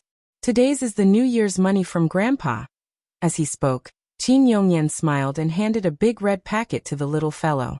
The little fellow touched the thick red packet, and suddenly grinned foolishly. Seeing this, Chun-Shi patted her head gently. Then the little fellow seemed to come back to her senses, and hurriedly said to Qin Yongyan with a big smile, "Thank you, Grandpa. Happy New Year, Grandpa." The child was still young, so she didn't understand these traditional customs and ceremonies. Naturally, it was up to her parents to guide her. After she paid her New Year greetings to Qin Yongyan, Chun-Shi led her to Qin Yongwang again. Wuxia was particular about seniority. Qin Ruoying was the female, and Qin Yongyan was the maternal grandfather. Qin Yongwang was Qin Ruoying's second uncle, so the little fellow should call him granduncle. Wang Chuanju was granduncle's wife, so she should call him grandaunt or great-aunt. Granduncle didn't sound as intimate as grandpa, so Chun-Shi let the little fellow omit the word uncle in front, and just call them grandpa and grandma. "Grandpa, grandma, Happy New Year." Wang Chuanju liked the little fellow very much. When she saw the little fellow bow to her, she immediately pulled the little fellow into her arms. "Nian is so good. Come, Grandma will give you a big red packet." "Thank you, Grandma." The little fellow held a big red packet in one hand, and her little face was so happy that flowers bloomed. Legend had it that in ancient times, there was a kind of little demon called a ghost. It had a black body and white hands, and every year on New Year's Eve, it would come out to harm people. People were afraid that ghosts would come to harm their children, so that night, they would light up the lanterns and sit without sleep. It was called guarding ghosts. Because of the homonym of sway and ghost, everyone thought that after the child received the New Year's money, They could ward off evil spirits and exorcise them, and spend the year peacefully. What the elders gave to the juniors was called ghost money. What the juniors gave to the elders was called lucky money. Generally, after paying their New Year greetings to the elders, they could go out and visit relatives. There were only so many people in the family, and they didn't have any relatives, so Wang Chuanju suggested that they take the little fellow to the temple fair to have fun together.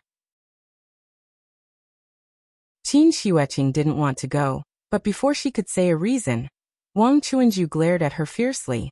Looking at that attitude, it was impossible for her not to go today. Thus, the big family simply packed up and walked out of the courtyard together. There were 6 adults, 1 child and 1 cat. The whole family was really mobilized. The group of people walked out of the alley.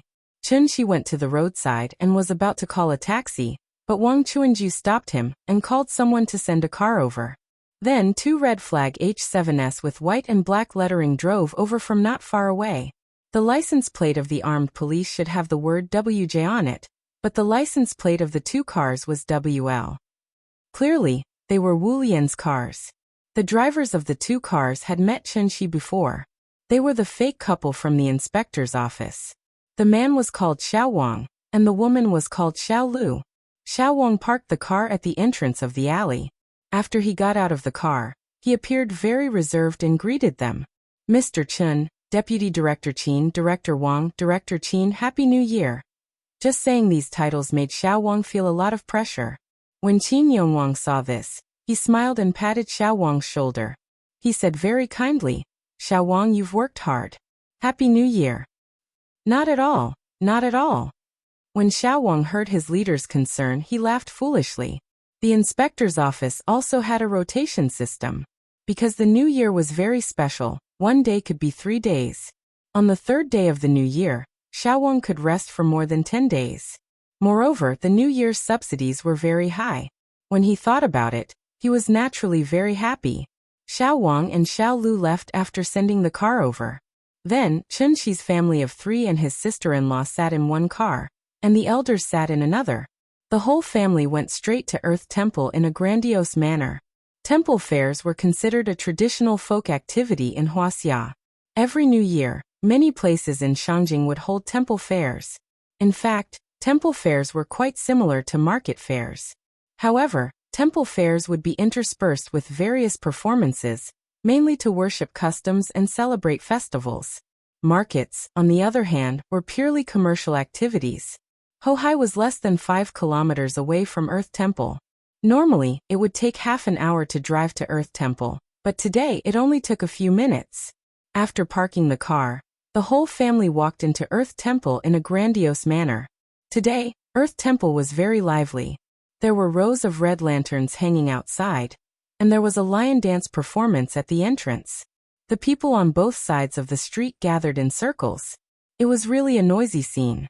There was a sea of people, and it was a lively scene.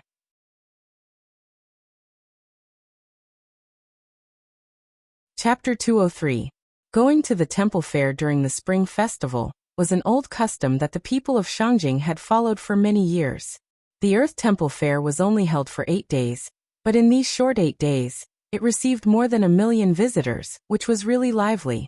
Each temple fair had its own special performances, and the Earth Temple Fair performed the Qing Dynasty Palace ritual.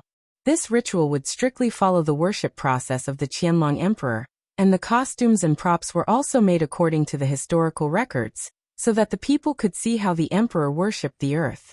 The ticket for the temple fair was only 10 yuan, so compared to going to the mall and watching a movie, it was actually a very down-to-earth entertainment. Usually, a large family of men and women of all ages came together, not to buy anything but simply to stroll around. It was very happy to squeeze together and watch the fun. 6 adults and 1 child walked with a cat. Qin Yongyan and Qin Yongwang walked in the front, while Qin Ruoying and Qin Xueqing walked side by side. The 2 sisters hadn't talked for a long time, and now they were together whispering something. Chun Shi and Wang Chuanji were walking together, while the little fellow was lying on Wang Chuanji's shoulder, holding a windmill in her hand. Looking at the bustling scene of people jostling shoulder to shoulder, she was very happy. The family came out to stroll, so naturally, they had to chat on the road. Sure enough, after walking for a while, Wang Chuanju turned her head and looked at Chunxi with a smile. She casually said, "You are Yingying's husband. If I call you my nephew's husband, it always feels a bit awkward. How about I call you Little Chen? What do you think?" Hearing this, Chunxi smiled and replied, "Second aunt, you are too polite. You are an elder, so you can call me whatever you want." "Well, then don't blame me for taking advantage of my seniority and putting on the airs of an elder in front of you. Why would I? Second aunt, you are joking." Haha. The two of them chatted awkwardly for a while. At this time, the little fellow saw a barbecue skewer stall nearby, so she shouted to eat barbecue skewers. "Papa, I want to eat that. Meat. Meat." Gluttonous baby smelled the aroma of the barbecued meat, and his saliva almost flowed out. Thus, Chunxi went to buy a few mutton skewers for her. When Chunxi bought the meat skewers for her and the little girl was eating them, Wang Chuanju suddenly asked in a seemingly casual manner, "Little Chen, has Ming Qing ever told you about the Wu Lian?" "Yes, I did." Chunxi nodded. He already knew what Wang Chuanju wanted to say to him. After all, Chunxi had heard how Xiaowang addressed Qin Yongyan and Wang Chuanju when he was delivering the car. Secretary Qin, Director Wang. The administrative levels of Wuxia could be divided into 5 levels: national level, provincial level, departmental level, county level, and township level. The Director General was a department-level official, equivalent to an ordinary mayor of a prefecture-level city, or the head of a provincial public security department, or the head of a provincial education department. From this, it could be seen that Qin Yongwang's status in Wu Lian was really not low. At least, he was at the level of Shintaro Abe. Celestial beings were really too eye-catching. Because of Qin Ruoying, Chunxi was related to his sister-in-law's family, and their family was the backbone of the Wu Lian. Now naturally they wanted to pull Chunxi into the Wu Lian. The word relationship was a very magical existence in the eyes of Westerners. Because there was no corresponding translation of this word in other languages, they specially invented an English word, guanxi, China-style relationship. A simple example could be given. Once the people of Wuxia were in trouble, the first thing they would think of was not a lawyer, but an acquaintance. Through their acquaintances and friends, they could get in touch with the government to solve the problem. The word relationship represented many meanings and there were many usages. The word itself was a neutral word.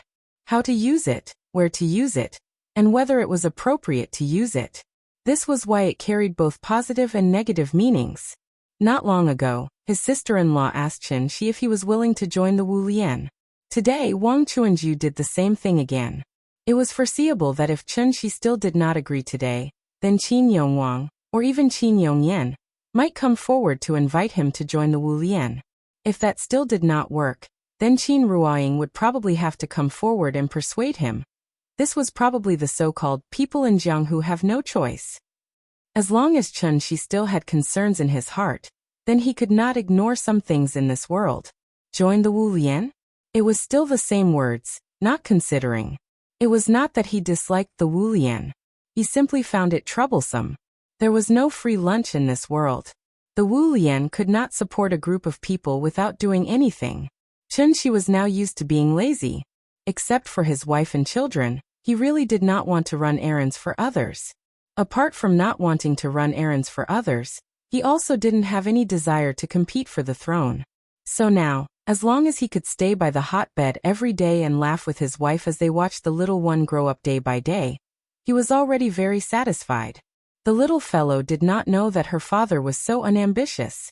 After eating a skewer, she suddenly thought of Chunxi, so she handed one of the skewers to Chunxi and grinned. "Papa, the skewers are delicious. You eat too." "Good girl, good girl." Chunxi took the skewer from the little fellow with a smile and ate it. The little fellow turned to ask Wang Chuanju if she wanted to try, but Wang Chuanju shook her head with a smile, and then wiped her mouth with a tissue. Wang Chuanju did not speak, but her attention was always on Chunxi. Chunxi felt a little uncomfortable being stared at by her. On second thought, instead of being remembered by the Wu Lian like this, it was better to take this opportunity to make it clear to them. So Chunxi looked at Wang Chuanju and said to her directly, "The reason why you want me to join the Wu Lian is that you want to use me to deter other forces, right?" "Well, you can think of it that way." Wang Chuanju nodded.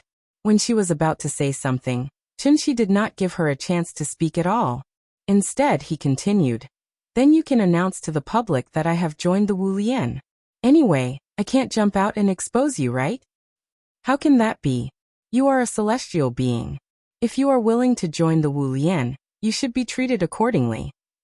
"I don't need any special treatment, so I won't join the Wu Lian." Hearing Chunxi's resolute answer, Wang Chuanju could not help showing a trace of disappointment in her eyes, although she had been prepared for it. What a pity. However, just as Wang Chuanju was feeling disappointed, Chunxi said with a smile, "How about this? If the Wu Lian has any problems that can't be solved, I can be a guest, but only once. What do you think?" Hearing this, Wang Chuanju's eyes lit up. She smiled and said, "Promise?" "It's a deal." In fact, this was not a simple conversation between an aunt and a niece, but a direct conversation between a Wu Lian and a celestial being. The meaning of this promise was not simple.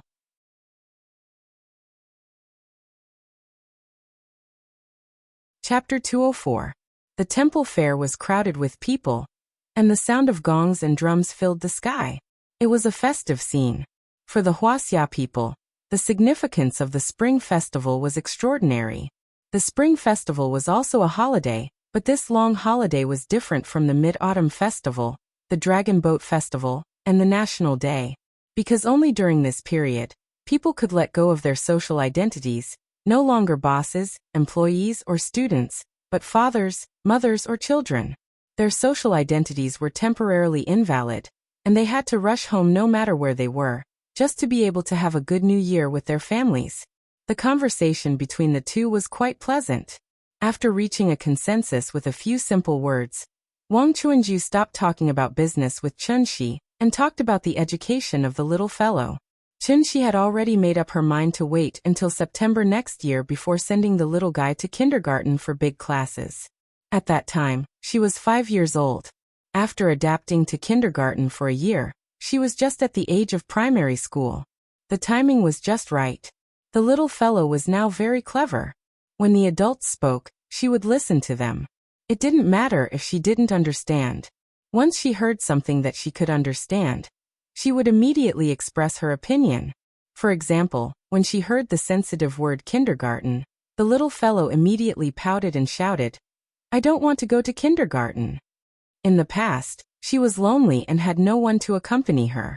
Now, under the leadership of the two brothers, she had completely let go of herself, so she would rather die than go to kindergarten again. The little fellow sat in Wang Chuanju's arms and twisted her buttocks. Seeing this, Wang Chuanju comforted her with a smile. Okay. If you say you don't want to go, then don't go. Grandma is so nice." The family strolled around Diapers Park for the whole morning. When it was time for lunch, Qin Yongwang took everyone to No. B16 at the north gate of Diapers Park. No.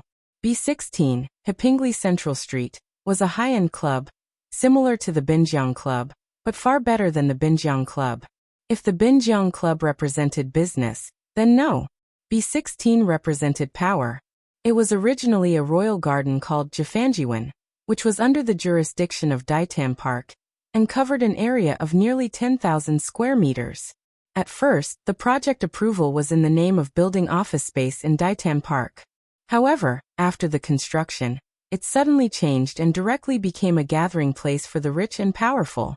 No. B16 Club. This kind of fraudulent operation was simply not something that ordinary people could imagine. Therefore, even though Diapers Park received millions of visitors a year, few people knew that this imperial garden, which was only a wall away from Diapers Park, was actually the most high-end private club in Shangjing. Gate B16 was the highest-grade gate with red paint and gold nails. There was only one staff member in the park security uniform standing outside the gate. If it were an ordinary tourist, they would probably think that this place was not open to the public, and that it was some kind of museum or research institute. Qin Yongwang handed over a card. After the staff took a look at it, they bowed to him respectfully and opened the door. The door was only opened halfway. After Chen Shi and his family walked through the door, the staff quickly closed the door. Where the emperors of the Ming and Qing dynasties once reigned, the merchants of the present day gathered at the altar. Without going out of the city, one can enjoy the beauty of mountains and rivers. While staying in the bustling city, one can enjoy the beauty of the woods and springs. Standing behind the gate and looking around, one could see the palace rooms, corridor pavilions, pond pavilions, climbing corridors, rockery, and so on in the garden. The Qing dynasty relics in the garden, such as Zhengguang Hall and Zhenghe Hall, as well as the Shengshi Hall on the inner wall of the north side of Daitan Park, reflected a strong palace style. Now these buildings had all become private rooms of the B16 Club. The family had just walked through the gate, and before they had time to look around, two young women in cheongsams came over. They first paid their respects to Qin Yongwang, who was the leader of the group. Then they led the group of people into the garden. Along the way, the feeling was like being in the palace of the Qing dynasty. The surrounding ancient buildings had been carefully renovated. All of them were gilded and painted with color, with corner tiles and eaves. When they passed by the parking lot, Qinshi also noticed a small detail. The license plates of all the cars here were covered with cloth covers. It could be said that this was a meticulous service. The two women in cheongsams led the family around the garden for a while. After passing through the garden and crossing the stone bridge, they walked into a private room. The private room was very large, about 100 square meters. The decoration in the hall was decorated with dragons and phoenixes as the theme. It was decorated with large colored palace lanterns, bright yellow tablecloths, napkins, and chair covers. The tableware was made of porcelain and silver that imitated the Qing dynasty. Looking at this posture, it was estimated that they wanted the guests to experience the feeling of the emperor eating. After the family sat down, Qin Yongyan first looked around, then pointed at Qin Yongwang and said jokingly, "You are a corrupt official, a very corrupt official." Hearing this, Qin Yongwang hurriedly waved his hand and smiled. "Don't accuse me of being a corrupt official. This membership card was given to me by the boss here. It's rare for me to come here. You see, it's New Year. Our family should have a good meal, right? Oh, then it's thanks to you." The two of them joked a few words. In fact, these materialistic things were of no importance to the few people present. The only reason they came here to eat was because of the novelty. In this kind of place, what they ate was not the taste, but the environment and service. Not to mention the environment, this place was definitely the best in the country. As for the service level, it could be seen from the number of people. There was a woman in a cheongsam standing in each of the four corners of the private room, and there were two waiters. There were only 7 people in Qinshi's family, but there were 6 waiters here. Moreover, it was the spring festival. The dishes were served very quickly. In less than 20 minutes, the table was full of dishes. Wang Chuanju served the little fellow and tasted a few of them. She pursed her lips and carefully recalled the taste. Then she commented, "It's not as good as what Papa cooked." Nonsense, her father was in the semi-god realm. Cooking was like shooting a rocket. The amount of salt he put in had to be precise to 2 decimal places. How could the dishes not be delicious? The quality of the food here was so high, so the taste would naturally not be bad. The little fellow was really making things difficult for others. The whole family laughed happily as they ate. Qin Yongyan didn't like outsiders watching him while he was eating, so he asked the waiters to leave. However, not long after the waiters left, there was a sudden knock on the door of the private room. After Qin Yongyan asked to come in, a man who looked about 30 or 40 years old came in. The man was holding a glass of red wine. After briefly glancing at the people in the room, he went directly to Qin Yongwang and said to him with a smile, "Secretary Qin, Director Wang, I just heard that you were eating here, so I wanted to come and give you a New Year's greeting. Do you mind if I come uninvited?" After hearing the man's words, Qin Yongwang stood up and replied with a smile, "Mr. Wu, you're welcome."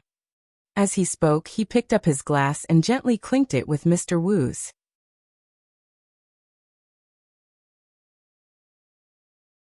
Chapter 205. Young Master Wu's full name was Wu Hui, and he ran some unknown businesses in Shangjing. He was involved in many industries, such as finance, real estate, energy, film, internet, and so on. Anything that could make money, young Master Wu definitely had a share in it. Wu Hui's business was very big, but he usually didn't run it under his own name, so there were very few people who really knew his name. For example, business moguls like Ning Zhonghua and Zhou Haixing who started from scratch. Although they were rich, that was all there was to it. In China, money was not the only thing that mattered. The Chinese language was broad and profound, and the term young master, in ancient times generally referred to scholars or young men from wealthy families. In the past, this term was a form of respect and a compliment. But in modern times, the term young master seemed to have a derogatory connotation, just like the 4 young masters of the capital. Just like the term emperor. Anyone could joke and say that they were the emperor, but in the past it would be a crime punishable by death. The so-called 4 young masters of the capital, in the eyes of people like Wu Hui, were actually similar to clowns, insects that could be trampled to death with 1 foot. How could a few nouveau riches be worthy of the title of 4 young masters of the capital? Of course, disdain was disdain, but Wu Hui wouldn't bother with ordinary people for no reason. Because they didn't have contact with them. Many people's understanding of the second generation of rich and powerful people might be one-sided, thinking that they were all mud that couldn't support the wall. As the saying goes, dragons give birth to dragons, phoenixes give birth to phoenixes, and mice give birth to sons that know how to dig holes. In reality, most of the second generation were very outstanding. After all, their parents were very outstanding, and the education that these second generation received from a young age was far better than ordinary people. So in terms of personal quality, cultivation, and knowledge, the outstanding second generation could be said to be dragons and phoenixes among men. As for the nouveau riches like Li Tian'er and Yao Jiesin, who caused a huge sensation in society, they could only be compared to ordinary people.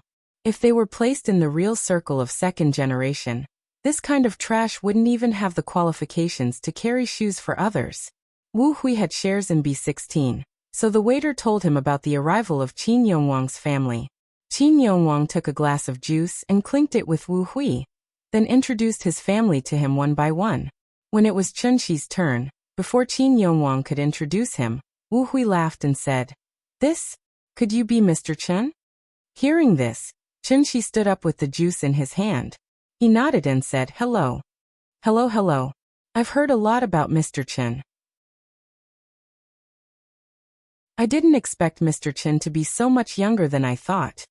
After confirming Chen Shi's identity, Wu Hui immediately lowered his posture. When they clinked glasses, he deliberately lowered his glass to give Chen Shi enough face. However, this seemingly polite action of his attracted Qin Yongwang's attention. Although it was said that the Hua Hua sedan chair was always carried by people, and the brothers on the imperial golden list were ranked first. But no matter what, Wu Hui was still a 3rd generation of the Red Army, and his age was also a few years older than Chen Shi. Therefore, according to common sense, there was no reason for him to lower his status in front of Chen Shi. Something was strange. Wu Hui politely toasted everyone in the room. Even the little girl raised her glass of juice and clinked glasses with him. Then, Qin Yongwang invited him to take a seat. After he sat down, Qin Yongwang did not beat around the bush. He directly asked the question in his heart. "Mr. Wu, today is the first day of the new year. Why aren't you celebrating the new year with your family? Why are you here instead?" Hearing this, Wu Hui did not hide it. He smiled and said, "Director Qin, it's not a coincidence that I met your family here today. In fact, I came here after I received the news." "Oh, why? For Mr. Chen." As soon as he said this, Chen Shi suddenly became the focus of the room. Even Qin Ruoying was a little confused. When did Chen Shi get in touch with Wu Hui, who represented the new generation of power in Wuxia? For me? Not only was Qin Ruoying confused, but even Chen Shi himself was confused. Therefore he immediately asked, "Mr. Wu, this is the first time we've met. I'm a little confused by your words." "Mr. Chen, it's true that this is the first time we've met, but I've been fascinated by you for a long time." Wu Hui looked at Chen Shi meaningfully and finally said the purpose of his visit. "Actually, I came here today to ask for a favor. Not only am I representing myself, but I'm also representing my father." Go ahead. After hearing Wu Hui's serious words, Chunxi did not feel anything, so he casually nodded. However, the more Qin Yongwang listened, the more he felt that something was wrong. The expression on his face could not help but become more serious. At this time, the smile on Wu Hui's face gradually disappeared. He looked at Chunxi and said solemnly, "My grandfather's physical condition is getting worse and worse. I heard that Mr. Chun has the ability to understand the world, so I took the liberty to come here today to disturb you. I only hope that Mr. Chun can save my grandfather." After that, Wu Hui got up and bowed respectfully to Chunxi. The reason why he was so polite in front of Chunxi was actually not because of Chunxi's identity as a celestial being, but because the king of hell was worried. How many powerful second generations were there in Wuxia? After careful calculation, it was actually not far from the truth. There were 7 senior officials, 72 deputy national officials, at least 270 senior officials, and at least 1,700 deputy ministers. These people formed the pyramid of power in Wuxia. Only their children could be called the real second generation of power. A civilian like Li Danjiang, who enjoyed the treatment of a major general through singing, was nothing in front of these leaders with real power. Wu Hui was also one of the most outstanding people among the second generation of the Quan family. However, the reason why the Wu family was so prosperous now was not because of his father, but because of his grandfather. Although the old man had been retired for a long time, his connections were still there. As long as old man Wu did not pass away, the Wu family would be able to live in Shangjing and even Wuxia for a day longer. Wu Hui's father was called Wu Ying. He was 62 years old this year, and happened to be stuck at a very awkward time. Here, it had to be mentioned that Wuxia's chaotic retirement system had to be mentioned. When the new party congress was held, only people under the age of 67, including 67, were eligible to become members of the new Politburo. And those over the age of 67, regardless of their ability or political achievements, were all treated as retirees.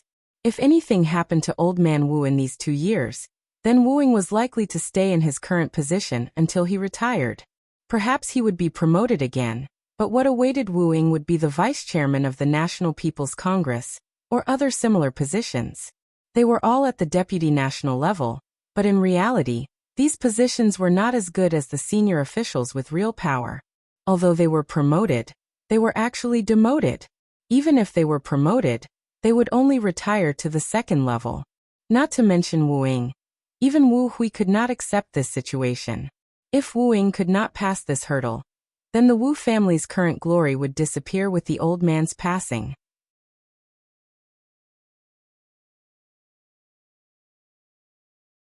Chapter 206. Yama's Sorrow. Yama's Sorrow. If Yama wanted someone to die at midnight, he could keep them alive until dawn. Legend had it that a single pill of Yama's Sorrow could bring the dead back to life. It had the miraculous effect of reviving the dead. Although Wu Hui also felt that this was an exaggeration, he was now like a drowning man desperately trying to grasp at the last straw. Therefore, he roughly explained the Wu family's current predicament at the dinner table. There was nothing shameful about this. As long as Chunxi could let Elder Wu live for 2 more years and hold on until Wu Ying successfully crossed the threshold, then the Wu family would be able to maintain their current status. Once Chunxi agreed, then this favor would really be a life-saving grace for the Wu family. Wu Hui was very smart, so he didn't mention anything about remuneration from beginning to end. Instead, he kept pleading very sincerely, "Mr. Chun, please save my grandfather." The Wu family will always remember this great kindness in their hearts. It was the new year, and the family could still encounter this kind of thing. Chunxi pondered for a moment, then frowned and asked, "How old is your grandfather today?" 84. He doesn't have any serious illness, right? Only old illnesses like high blood pressure and gout. It's probably because he injured his roots on the battlefield. The old man's old, and his body can't take it anymore. Recently, his mental state has been getting worse and worse, and he doesn't even have the energy to get out of bed, so Wu Hui didn't finish his words. However, the meaning behind his words was very simple. Although the old man wasn't seriously ill, he was nearing the end of his life. Death was an illness that couldn't be cured. After all, a person's life was limited. When a person faced a natural death, they would always be aware of it beforehand. Therefore, many old people would call their children home before they died, and let their children wash and change their clothes for them. After taking one last look at their children and grandchildren, they would close their eyes and pass away peacefully and naturally as if they were asleep. They had never suffered the torture of illness before, and they would pass away peacefully in their sleep. Therefore, to the people of Wuxia, dying of old age was a blessing, a great blessing. After all, Elder Wu was an old man who had walked through the war years. He had experienced ups and downs, and enjoyed the prosperity of the world. Now that he was nearing the end of his life, it should have been a joyous occasion. Unfortunately, this was not the right time. If the old man passed away at such a critical moment, it would undoubtedly be a huge blow to the Wu family. It was a nightmare. Just a little more. Once the old man passed away, how could Wuing advance further? What Wuxia did not lack the least was talent. There were plenty of competitors who had the same qualifications and abilities as Wuing, and some were even older than him. As the saying goes, the tea cools down when the person is gone. These things were top secret. The fact that Wu Hui was willing to reveal the old master's condition in front of everyone meant that he saw Chen Shi as his last hope. Qin Yongwang and Wang Chuanju glanced at each other before they started to eat. This was a very important matter, so the moment Wu Hui finished speaking, Qin Yongwang glanced at Wang Chuanju and started to eat silently. Qin Yongyan was dressed in white. Qin Ruoying didn't understand the situation, and Qin Xueqing was completely uninterested. Everyone was waiting for Chen Shi's answer. The only one who could laugh at such a time was obviously the little girl. She picked up her chopsticks, clumsily picked up a piece of fatty meat, and handed it to Chen Shi. Then she said seriously, "Papa, I'll treat you to it." The little girl didn't eat fatty meat because she felt that it was too stuffy, so she hated fatty meat very much. She didn't eat it, but she could give it to Papa. The little brat had learned how to be naughty. Chen Shi turned to look at her, reached out and rubbed her head. Then he opened his mouth and swallowed the fatty meat on her chopsticks. After seeing Chen Shi swallow the fatty meat, the little girl clapped her hands and giggled. "Papa is so awesome." Her clear childish voice sounded in the private room, which was particularly ear-piercing. Chen Shi glanced at Wu Hui thoughtfully, but saw that there was no change on his face, which made Chen Shi think more highly of him. Therefore he didn't beat around the bush. After motioning the little girl to be quiet, Chen Shi turned to look at Wu Hui and asked very calmly, "Mr. Wu, I don't know if you have heard of the saying, life and death are predestined, and can't be changed." Hearing this, Wu Hui's face changed greatly. In a moment of excitement, he even accidentally knocked over the wine glass on the table. Life and death are predestined, and can't be changed. This sentence was said by Zhuge Liang when Wei Yin stepped on his life lamp. How could Wu Hui not know? Zhuge Liang went out of Mount Qi 6 times and exhausted his efforts. Finally, he set up the 7-star life-extending lamp in Wuzhang Plain in an attempt to change his fate. However, because Wei Yin accidentally knocked over his life lamp, all his efforts were wasted, and he died with regret. The reason why Sima Yi had the last laugh was not because he was stronger than Zhuge Liang, but because he had lived for a long time. He dragged Zhuge Liang to death and exhausted 3 generations of the Wei Kingdom's monarchs. All the enemies who could compete with him were dead. Naturally, the Sima family could achieve great things. In terms of survival ability, Sima Yi was the best in the world. Old Master Wu was not Sima Yi, but Zhuge Liang, so Wu Hui stood in place and couldn't help but clench his fists. In the end, he was still a little unwilling, so he asked in a slightly trembling voice, "Mr. Chen, you really don't have a way? 1 year, Grandpa only needs 1 year." Chen Shi shook his head slightly, then took out 3 energy pills from his bag, and put them on the round table. After slowly turning the energy pills in front of Wu Hui, Chen Shi said calmly, "This is the legendary Yamas Cho. In fact, you should know that the Jianghu's rumors can't be trusted. After all, this medicine is not the life fruit of the grand deity Zhen Yuan. It can cure diseases, but it can't change fate. You can take it back and let the old man try it. It should improve his mental state. But I still say the same thing, life and death are predestined, and can't be changed." Young Master Wu, I'm very sorry. Wu Hui stared at the 3 pills in front of him in a daze. This was the Yama's Cho he had been dreaming of, but Chen Shi's words completely extinguished the hope in his heart. After spitting out a mouthful of turbid air, Wu Hui used a tissue to carefully wrap up the 3 pills. Then he solemnly bowed to Chen Shi and said, "Thank you, Mr. Chen." After that, he turned and left the room without even saying goodbye to Qin Yongwang. Perhaps it was because they empathized with Wu Hui's feelings, so the atmosphere in the room became a little strange. After Wu Hui left, Qin Ruoying looked at Chen Shi thoughtfully, then asked in a low voice, "You really don't have a way?" Hearing that, Chen Shi smiled and shook his head, not answering her question. Zhuge Liang wasn't the only one who knew how to use the 7-star life-prolonging lamp. Zhuge Liang failed, but another person succeeded. That person was Liu Bowen. Zhuge Liang divided the world, Liu Bowen unified the country. Liu Bowen was the #1 strategist of the Great Ming Dynasty. He followed Zhu Yuanzong to wipe out the warlords and expel the Tatars. After many years of fighting, he realized that his life was coming to an end. So he used the 7-star life-prolonging lamp to extend his life by 12 years. Only then was he able to help Zhu Yuanzhong unify the world and recover the Han people's country. To put it bluntly, it wasn't that Chen Shi didn't have a way, but that he didn't want to. There were too many implications, and it couldn't be explained in a few words. The title of Yama's Cho was made by Ning Zhonghua, so today, it was up to him to personally destroy this title. The previous chapter has been censored, and I don't know when it will be released. Let's leave it at that. Friends who haven't read it can wait a few days, when the editor goes to work. I won't write about these sensitive topics in the future.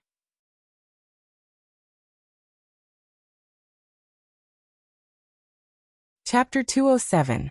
Wuxia was too big, and there were too many people. What happened to Wu Hui's family was not uncommon in the officialdom. The Great Han Empire and the Great Tang Empire, which used to be extremely powerful, would also collapse one day. Compared to them, what was the Wu family? Life and death were fated and could not be changed. As the supreme ruler of the world, the emperors of each dynasty held the power of life and death in their hands. They sat on 3,000 beauties, ate all kinds of delicacies, and wore all kinds of silk. But in the end they all pursued the same thing, immortality. If Chen Shi promised Wu Hui today to extend old Master Wu's life, and help the Wu family out of this predicament, then, the threshold of the courtyard would probably be trampled flat by people who came to ask for medicine. Wu Hui's sudden departure seemed to have diluted the festive atmosphere. It was supposed to be a happy time for family reunion, but now everyone was silent. Qin Yongyan first looked at Qin Yongwang and Wang Chuanju, then turned to look at Chen Shi. Only then did he pick up the juice and smiled at the little girl. "Nian, Grandpa taught you a poem. Do you want to learn it?" Hearing this, the little girl tilted her head and asked, "Poem? Grandpa, what is a poem?" "It's the same as a poem. Have you recited a poem?" "Yes. Papa taught me to recite poems before." When it came to poems, the little girl's eyes suddenly lit up. Perhaps she wanted to show off, so before Qin Yongyan said anything, she took the initiative to recite it. Goose, goose, goose curving its neck to the sky, white feathers floating on the green water, red palms plucking the clear waves. This was what Chen Shi taught her in Kangju district. He did not expect her to remember and recite it so fluently. Her performance won her applause from the audience. The family laughed and praised the little girl for being smart, which made her feel a little embarrassed. Seeing his daughter so smart, Chen Shi also felt proud, so he could not help but reach out and pinch her little face, which made the little girl pout on the spot. "Papa, you're so annoying."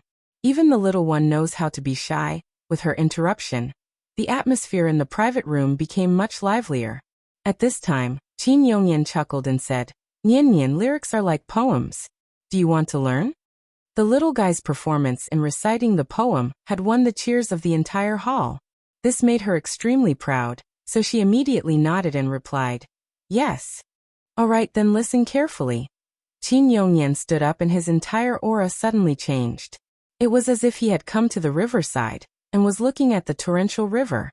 He passionately chanted, "My name is Qin Yongyan. The rolling Yangtze River flows eastward, and the waves wash away all heroes. Right and wrong, success and failure are gone in the blink of an eye. The green hills are still there, and the sunset is still red. White-haired fisherman and woodcutter on the riverside, accustomed to the autumn moon and spring breeze. A pot of turbid wine was a happy reunion. So many things from the past to the present are just jokes.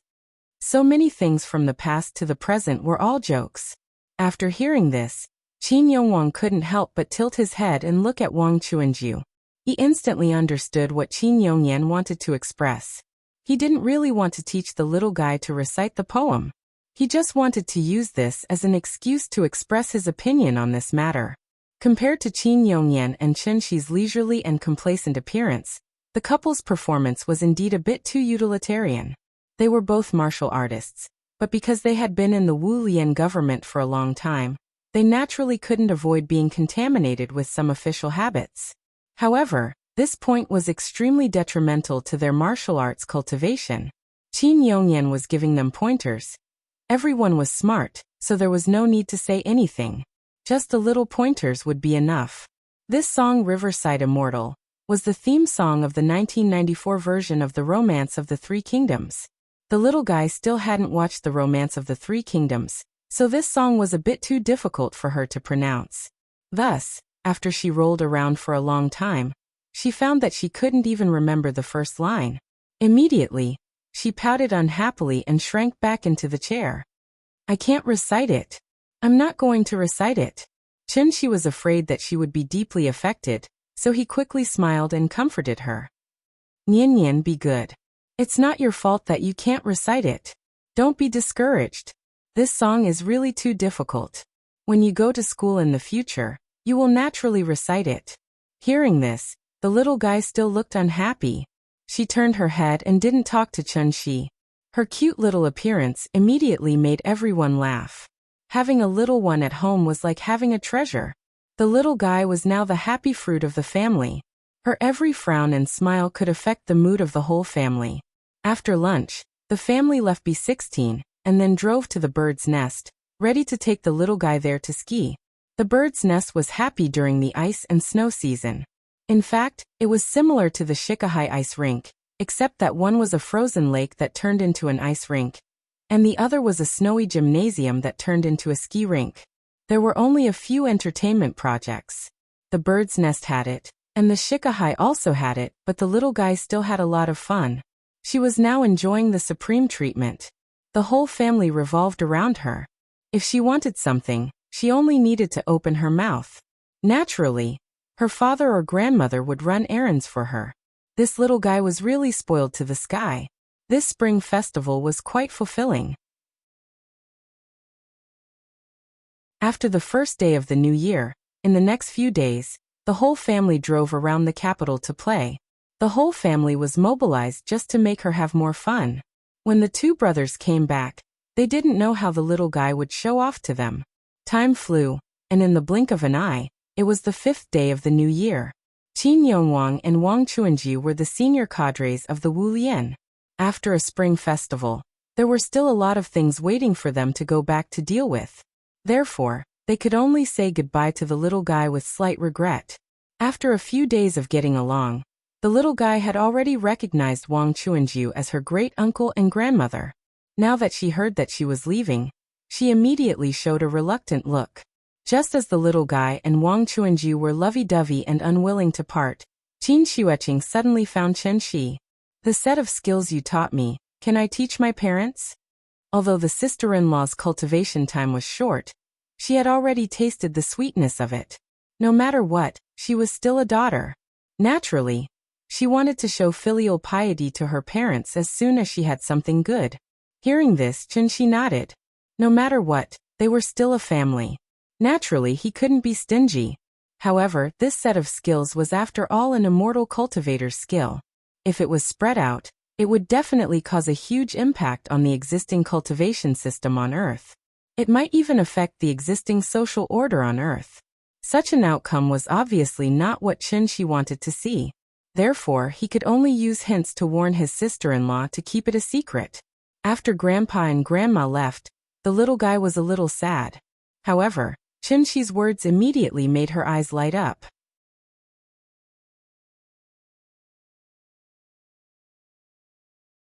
Chapter 208. Go to Chengdu to see Grandma. This suggestion was very tempting for the little girl. The little girl had a good impression of Chengdu. Although she didn't like Kai Shuqin, her grandma was there. Therefore, after hearing Qinshi's suggestion, the little girl immediately jumped up and shouted excitedly, "I want to go to Chengdu! I want to see Grandma! I want to go to Chengdu! I want to see Grandma!" The family of 3 was standing outside the courtyard to send Qin Yongwang and his wife off. The little girl's sudden shout even startled Qin Yongwang and his wife, who had already walked to the entrance of the alley. While they were sending their grandparents off, she was already shouting about looking for Grandma. This was the reason why Qinshi didn't often mention Aunt Zhang. The little girl always listened to the wind and rain. Once she had an idea, she couldn't take it back. After sending Qin Yongwang and his wife off, Qinshi and his family returned to the West Wing and began to pack their luggage. During this time, Qinshi even asked his sister-in-law if she wanted to go to Chengdu with them, but his sister-in-law decisively refused. The family's general mobilization during the Spring Festival had already delayed a lot of time. Now that they were finally free, she naturally had to work overtime to cultivate and rush back. Therefore, after the family of 3 simply packed, Qinshi booked the plane tickets online. Shangjing to Chengdu. In 2 days, it would be the peak period to return to the city. Shangjing to Chengdu would only cost a few hundred yuan, but Chengdu to Shangjing would cost 3,000 to 4,000 yuan. It might even be impossible to buy a ticket. This was the right time to go to Chengdu. After booking the plane tickets, Qinshi suddenly thought of something. He quickly opened WeChat and sent a video call request to Aunt Zhang. He didn't know how the old lady spent the Spring Festival. If the family of 3 rushed over excitedly and found that Aunt Zhang wasn't in Chengdu, then it would be a wasted trip. As expected, Qinshi sent 2 video calls but no one answered. Therefore, he had to call Aunt Zhang. Beep, beep. The phone rang for a long time. When Qinshi was about to give up, the phone finally connected. "Hello, is this Brother Chen?" It was not Auntie Zhang's voice, but Xie Pinglin's. He was slightly older than Qinshi, but after the previous incident, Xie Pinglin had indeed learned a lot, so he treated Qinshi as an elder brother. Xie Pinglin called him Brother Chen out of respect from the bottom of his heart. "Yes, it's me. Where's Auntie Zhang? Why didn't she answer the phone?" "Ah, my mother is sick and hospitalized." Hearing this, Qinshi couldn't help but frown. What a joke. Auntie Zhang had already taken his elixir before she left Zhonghai, and the elixir she gave Ning Zhonggua wasn't even the simplified version. It wasn't that Qinshi wanted to boast, but this pill could make Auntie Zhang immune to all kinds of diseases. It wouldn't be a problem for her to live a long life. Now Xie Pinglin was telling him that Aunt Zhang was hospitalized. Therefore, Qinshi's first reaction was to say, "You kidding? Are you kidding me? What's going on? My mother suddenly fainted the day before yesterday. We sent her to the hospital, and the doctor said that it was very likely that she fainted due to insufficient blood supply to the brain. She needs to be hospitalized for a while to be sure." "Is it serious?" "It shouldn't be a big problem. After she woke up, she just felt very tired, so she had to sleep for a long time every day." "Which hospital are you in?" "Huaxi." "Okay, I'll call you when I arrive. Keep the phone connected." "Ah, you're coming to Chengdu?" Xie Pinglin was stunned for a moment, then hurriedly said, "My mother should be fine. Brother Chen, you don't have to make a special trip." Xie Pinglin wanted to say a few polite words to Qinshi and tell him not to worry, but Qinshi hung up the phone. Then, Qinshi briefly told Qin Ruoying about Auntie Zhang's situation. Qin Ruoying didn't know the seriousness of the matter, but when she heard that Auntie Zhang was hospitalized, she was still very nervous, so she quickly carried the little girl and followed Qinshi to the airport in a taxi. It only took 3 hours from Shangjing to Chengdu. When they got off the plane, it was not even 5 o'clock in the afternoon. The family of 3 took a taxi and went straight to Huaxi Hospital. Many shops along the way were not open, and there were only a few scattered cars on the viaduct. Right now, Chengdu looked like an empty city. However, in fact, according to the comprehensive calculation of the National Tourism Administration's data center, The number of tourists received by Sichuan and Chongqing during the Spring Festival this year was the second highest in the country, second only to Yuezhou. As long as it was a holiday, tourist attractions would be full. Places like Chuanxi Road, Jinli Wuhou Temple, and Wenshu Courtyard were so crowded that the roads were closed, although there was a place in Chengdu that was not a tourist attraction. It was more lively than a tourist attraction. Moreover, 365 days a year, it was lively every day as if it was the new year. This was Huaxi Hospital. After getting out of the taxi and seeing the dense crowd in front of him, Chen Shi let the little girl ride on his shoulder while he held Qin Ruoying's hand and squeezed into the hospital. With so many patients, the beds were naturally very tight. When Chen Shi found Aunt Zhang's bed according to the address given by Xie Pinglin, he was so angry that he frowned. Aunt Zhang's bed was in the aisle. When he left, he had left a total of 1.8 million yuan in cash for Xie Pinglin. In the end, this was how Xie Pinglin treated Aunt Zhang.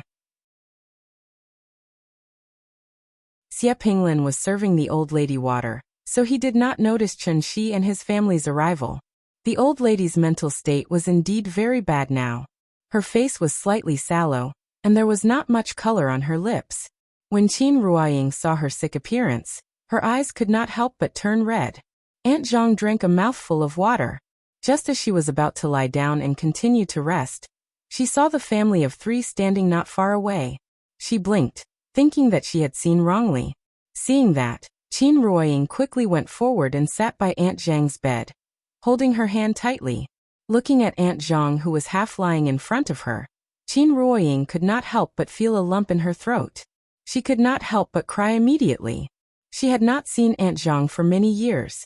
Unexpectedly, the old lady was already lying on the bed when they met again. How could Qin Ruoying not feel sad? Aunt Zhang had watched her grow up, and she had also watched Aunt Zhang grow old day by day. Aunt, what's wrong with you?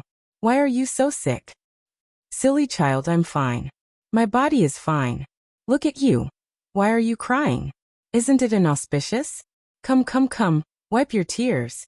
Aunt Zhang smiled as she pulled a tissue from the bedside and handed it to Qin Ruoying. After Qin Ruoying wiped her tears, Aunt Zhang patted the back of her hand, indicating that she did not need to worry.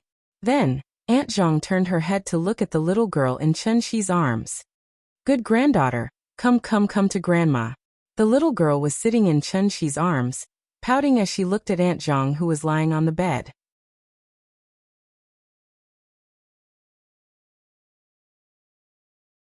Chapter 209.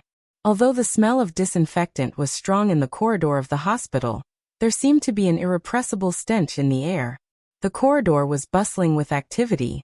Although there were many people, everyone was trying their best not to make too much noise. After all, it was an unlucky place. Sadness and sadness were the main theme here. The back of the bed could be raised. Instead of saying that Aunt Zhang was lying on the bed, it was better to say that she was leaning on the bed.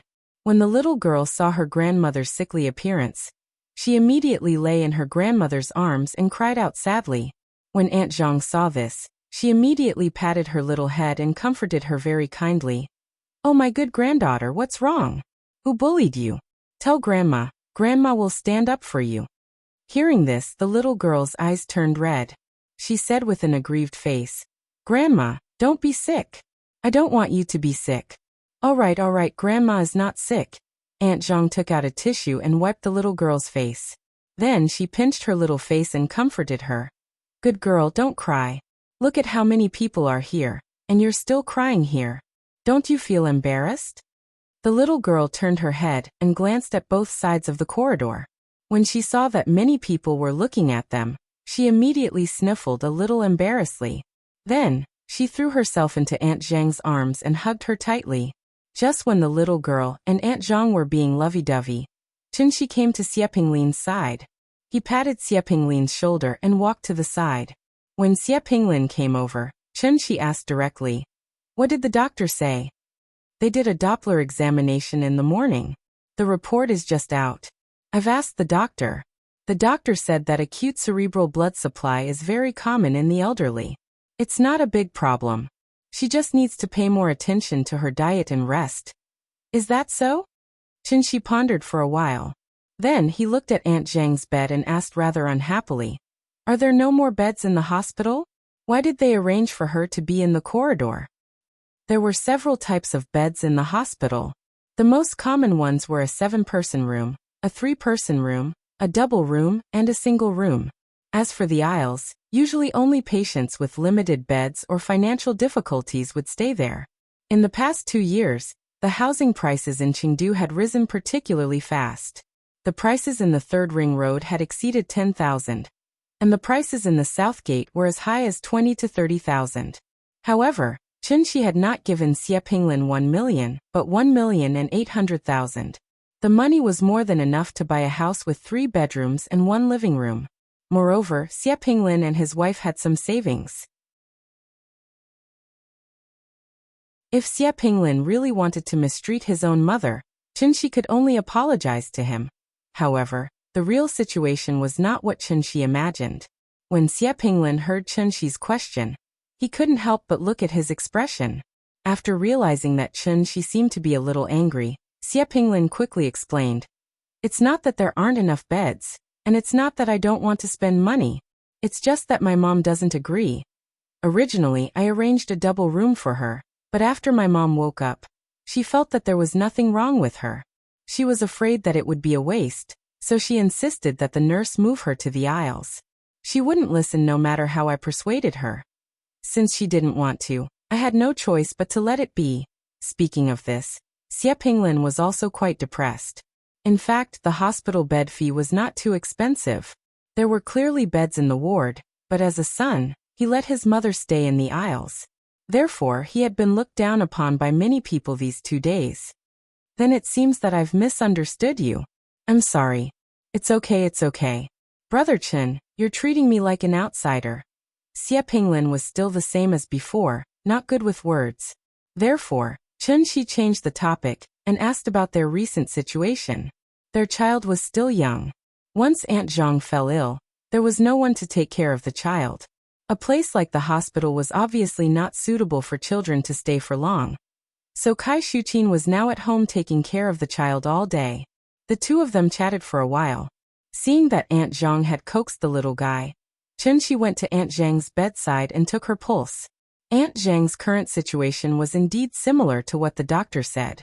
There was no major problem, but her pulse was weak, and her qi and blood were insufficient.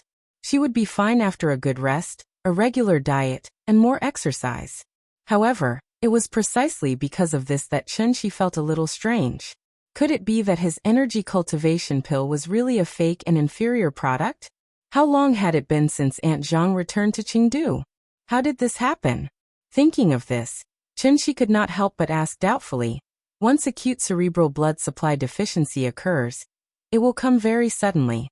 However, there should be some signs before the onset, such as blurred vision, tinnitus, nausea, cold sweat, and weakness in the limbs. You didn't feel any of these before? Hearing this, Aunt Zhang shook her head and smiled. "No, I'm old. It's normal for some problems to suddenly appear. Previously, we were celebrating the New Year at our hometown. I guess it's because we haven't been back for a long time. After I got there, I felt a little unacclimatized and couldn't sleep well. Other than sleep, there were no other problems. The symptoms you mentioned just now, there were none at all. There were no signs." Hearing Aunt Zhang's words, Chunxi was instantly puzzled. It sounded like everything was normal. Thus, after pondering for a while, he continued to ask, "Where is your hometown?" "Rain City." Although Rain City was a prefecture-level city, due to geographical reasons, its economic development was very slow. It could not even compare to some of the coastal towns. However, such a small and unremarkable city had once been glorious. During the Republic of China, Rain City was the provincial capital of Xikang Province. Its status was comparable to the current Chengdu. In 1955, the first session of the National People's Congress officially proposed to abolish Xikang Province. Thus, Rain City lost its status as a provincial capital. This place was surrounded by mountains on all sides. The terrain was narrow and it was inconvenient to travel. After Xikang Province was abolished, Rain City's development was greatly affected. It was gradually reduced to an 18th-tier small city. Later on, Rain City finally walked into the eyes of the entire nation again. However, it was because of the 4.20 earthquake in 2013. Rain City? Chun-Shi thoughtfully repeated the name of this place. Suddenly, a question appeared in his mind. Could it be that there was something wrong with that place? Aunt Zhang was still lying on the hospital bed, so Chun-Shi did not ask much. The most important thing now was to let the old lady rest well and recover her body. Thus, after feeding Aunt Zhang a simplified version of the energy-enhancing pill, Chun-Shi went to Huaxi Gold Card Medical Center to apply for a gold card for her in case such a situation happened again. In this day and age, money could make the devil turn millstones, let alone a hospital. The Gold Card Medical Center was located in Huaxi Hospital's headquarters. Ordinary members were 58,000, and advanced members were 200,000. When they entered the hospital, they could enjoy concierge reception, personal care, 5-star hotel rooms, on-site services, and 24 hours of call. After all, Chun-Shi could not stay in Chengdu for a long period of time. Aunt Zhang was old, so it was better to be prepared for her advanced membership.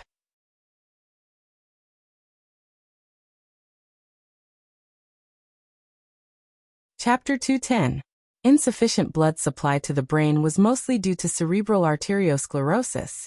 As people aged, their organ functions would deteriorate, leading to a decline in hematopoietic ability. In addition, the formation of microthrombosis would block the blood vessels and reduce the blood flow.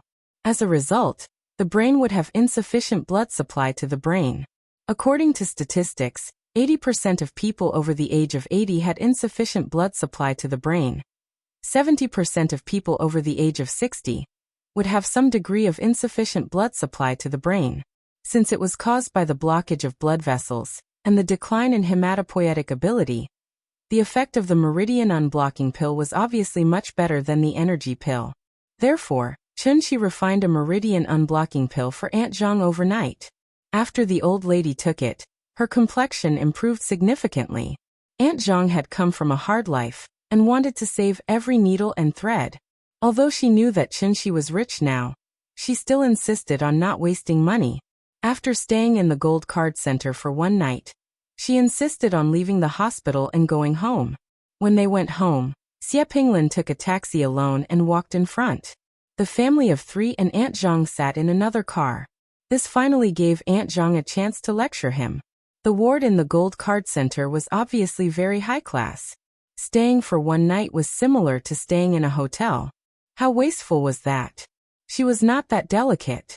How was staying in the aisle shameful?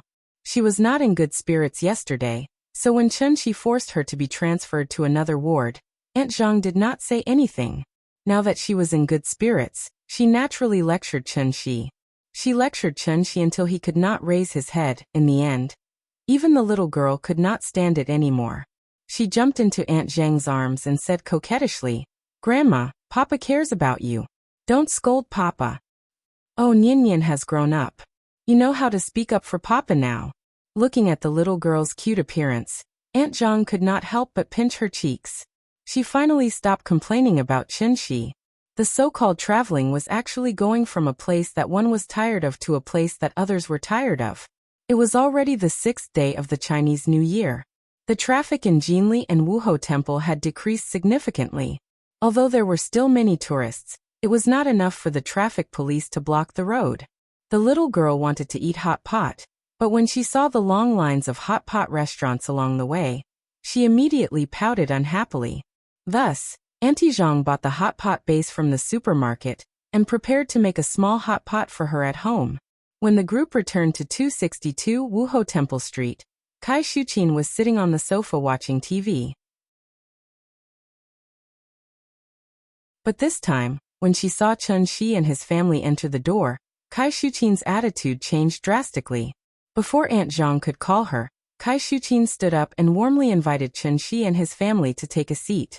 Then she excitedly ran to make 2 cups of tea for Chun-Shi and Qin Ruoying. After making tea, Kai Shuqin didn't forget to peel an apple for the little girl. However, Kai Shuqin was very enthusiastic, but the little guy still remembered the grudge. After being ignored by Kai Shuqin last time, the little guy especially disliked this strange aunt. Therefore, When the little guy saw Kai Shuqin about to hand the peeled apple to her, she suddenly turned her head, snorted twice, and climbed from Qin Ruoying's lap to Chen Shi's lap. Qin Ruoying was a little confused. After thanking Kai Shuqin very politely, she took the apple and prepared to feed the little guy. But at this time, the little guy was lying in Chen Shi's arms. No matter how she called, the little guy was unwilling to raise his head.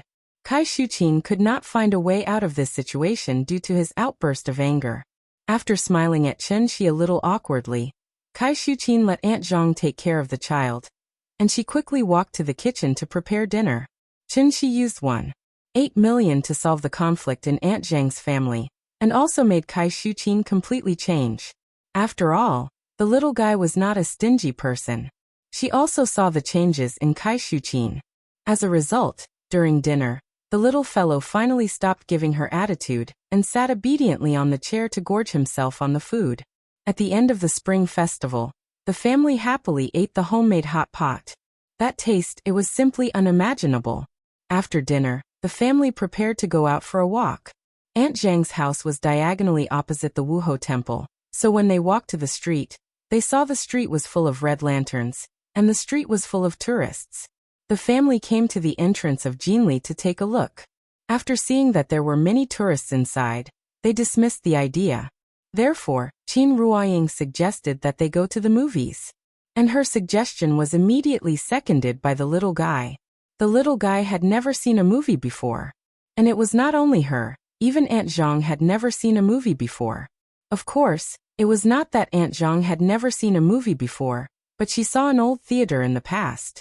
The screen was much bigger than the current IMAX, and could accommodate thousands of people at a time.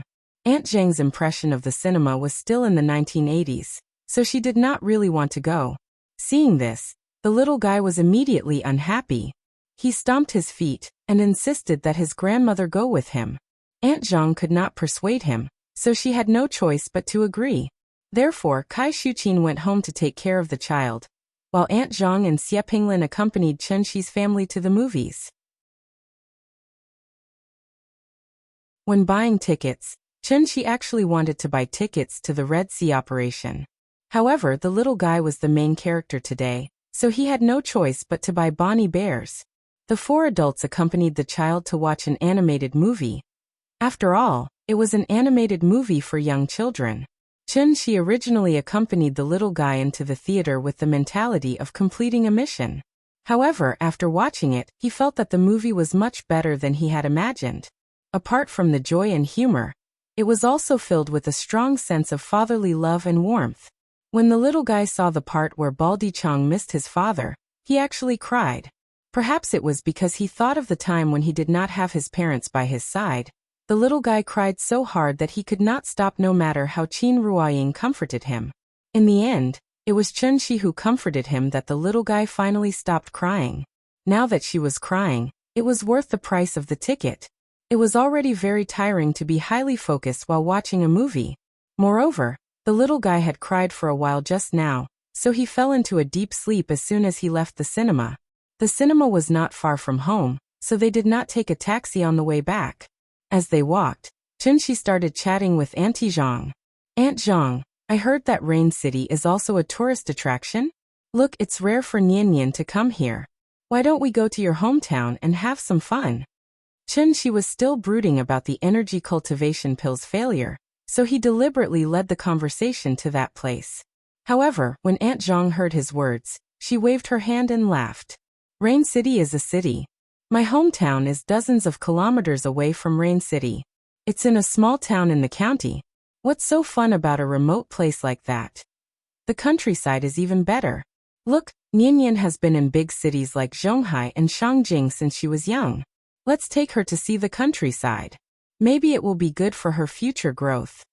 Aunt Zhang had always attached great importance to Nian Nian's education. So Chen Shi's words immediately touched her heart. Wasn't Mango TV's transfiguration meter very popular? Let the children in the city live in the countryside for a period of time. Let them experience the hardships of life and learn to be grateful.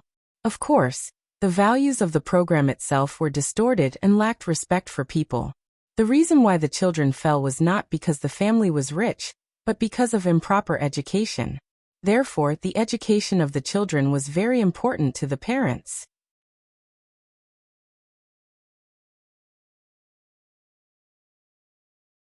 Chapter 211. It was only around 10 o'clock, but the streets were already quiet. The little girl was sleeping soundly on Chun-Chi's shoulder. She didn't know that her dearest grandma and dad were now discussing throwing her to the countryside to experience life. The city was developing faster and faster. From the 1990s to the millennium, from pagers to mobile phones, and then to Nokia and Motorola. 10 years after 10 years, Nokia went bankrupt, and Motorola was half dead.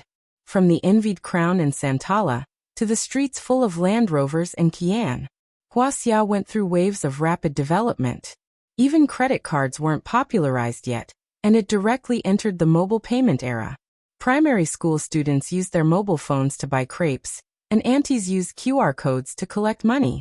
The mainland people couldn't afford tea eggs, and it once became a big joke on the internet. Now no one mentioned it.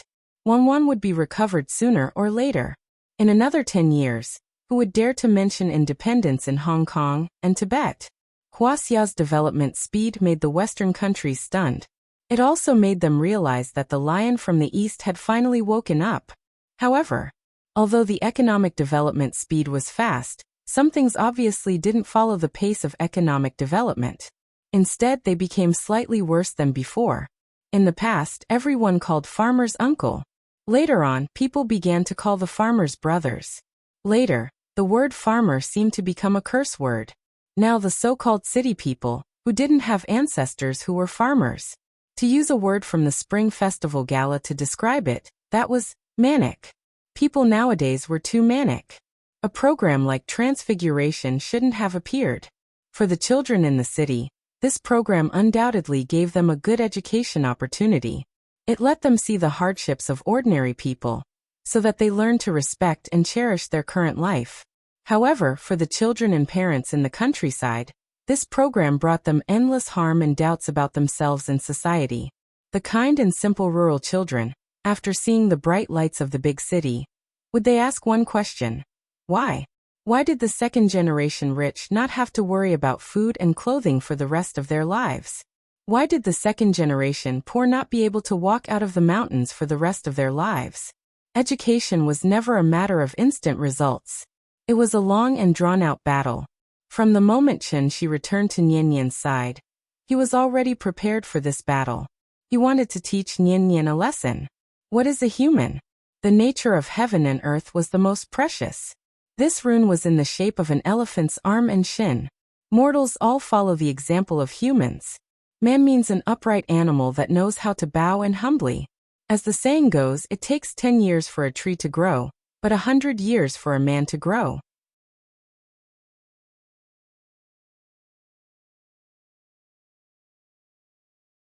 Most of the small houses seen along the road were built more than 10 years ago. In recent years, the real estate speculation was so fierce that the people were also greatly affected. Now, anyone who had a little money would go to the county to buy a house and move the family into the county, instead of choosing to build their own house and continue to stay in this place. This was also the result of the development of the times. Aunt Zhang's hometown was more poor and backward than Chen-Shi imagined. This place was called Tongjiegu. It was a small village that was 5 kilometers away from the nearest town. There were a few 2-story bungalows scattered on both sides of the road. The first floor of the bungalow was a restaurant, but now the door was closed. Even the signboard with the words dining and accommodation had become tattered and uncared for. Other than these few houses, most of the other houses were bungalows. Some were even black wooden houses. At first glance, it was obvious that they were old buildings from the 50s and 60s. There was no school in the village. If the children wanted to go to school, they had to spend a yuan every morning to take a van to the town's middle school. However, who did not have a few rich and powerful relatives now? When the children reached the age of middle school, the villagers would send the children to the county or the relative's house in the town. Therefore, there were basically no children in their teens in this place. Instead, there were many children about the same age as Nian-Nian. The children were in groups of 3 to 5. As soon as they saw the GL8 from Chengdu, they swarmed over. After Qin Ruoying took the little girl out of the car, several children immediately surrounded her and chattered in a dialect that she did not understand at all. This scene was completely out of the little girl's expectations and immediately made her a little scared. The little girl timidly hid most of her body behind Qin Ruoying, only revealing half of her head to look at the peers in front of her. She was afraid of others, but the children in front of her were not afraid of her. Instead, they smiled and made faces at her. Aunt Zhang noticed the little girl's strange behavior and laughed like she was chasing ducks. She waved to the children and said, "Go, go, go, go play somewhere else." These children seemed to know Auntie Zhang, so after chattering for a while, they ran away like a swarm of bees. Once the children had run far away, the little one cowered and crawled out from behind Qin Ruoying. She looked at the bungalows around her, and then looked at the shabby bungalow not far away. This small village was built on the national highway. On one side was a mountain, and on the other was a river valley. Because there were few cars passing by now, the village was particularly quiet. The little girl looked at this strange place blankly, and suddenly felt a sense of oppression in her heart.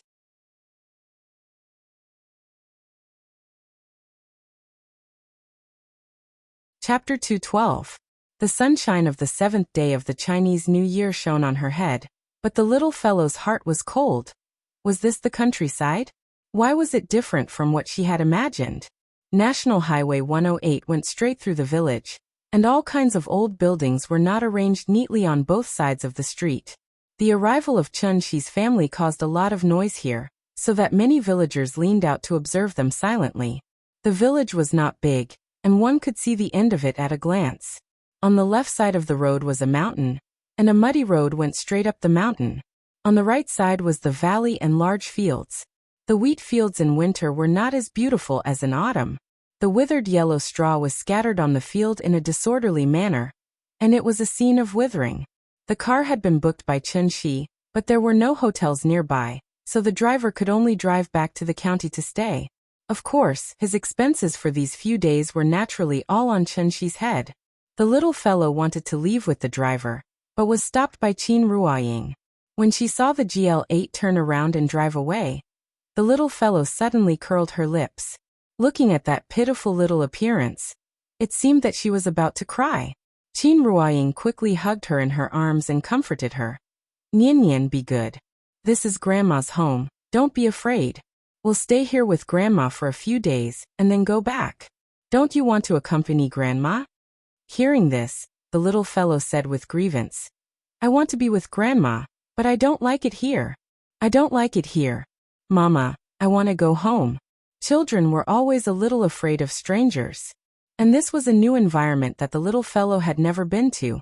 So even if Chun Shi, Qin Ruoying, and Grandma were all by her side, the little fellow still felt very uncomfortable and depressed. The little fellow was upset. Her reaction also attracted Chun Shi's attention. When Chun Shi saw her pitiful appearance, he immediately came to Qin Ruoying's side. After taking the little fellow from Qin Ruoying's arms, Chun Shi said to her with a smile, "Nian Nian, are you scared?" However, when the little girl heard Chun Shi's question, she immediately turned her little head and muttered unhappily, "Papa, I want to go home. I don't want to be here. It's not fun here." Seeing this, Chun Shi immediately smiled and asked, "Why isn't it fun here?" "It's just not fun. I don't like it here." "Nian Nian, you're wrong. This place is actually very fun. Not fun at all." Before Chun Shi could finish his words, the little fellow had already interrupted him. From the looks of it, she seemed to be angry. Chun Shi reached out to pinch her little face, but she swatted his hand away. This little thing was still at odds with her father. When it came to coaxing his daughter, Chun Shi was now very handy and had many tricks up his sleeve. Therefore, when he saw that the little fellow seemed to be conflicted, he decisively stopped the topic and asked in a negotiating tone, "Nian Nian, how about this? Let's stay here for one night. If you really don't like it here, Papa will take you home tomorrow, okay?" After hearing Chun Shi's words, the little fellow rested her head on his shoulder and thought for a moment. Then, she reluctantly hummed and reluctantly agreed. "Then we'll stay for one night. Just one night. Pinky promise." After that, The little fellow stretched out her little finger and motioned for Chun-Shi to pinky promise with her. Okay, Papa will pinky promise with you. I promise I'll keep my word. The father and daughter reached an agreement, and the little fellow finally stopped throwing a tantrum. Then, under the guidance of Aunt Zhang's family, they walked down the path to the valley. After walking for about 200 meters, Chun-Shi's family finally saw Aunt Zhang's old house. Aunt Zhang's old house, it was indeed very old.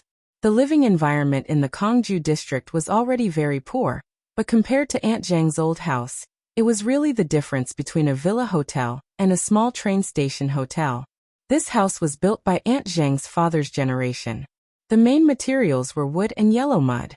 Because it was exposed to wind and rain all year round, it caused the wood to mold and turn black.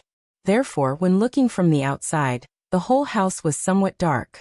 The house was surrounded by fields, and a few hundred meters down was the river. Not far away, there was a bamboo forest with luxuriant foliage, so much so that it looked quite gloomy in broad daylight.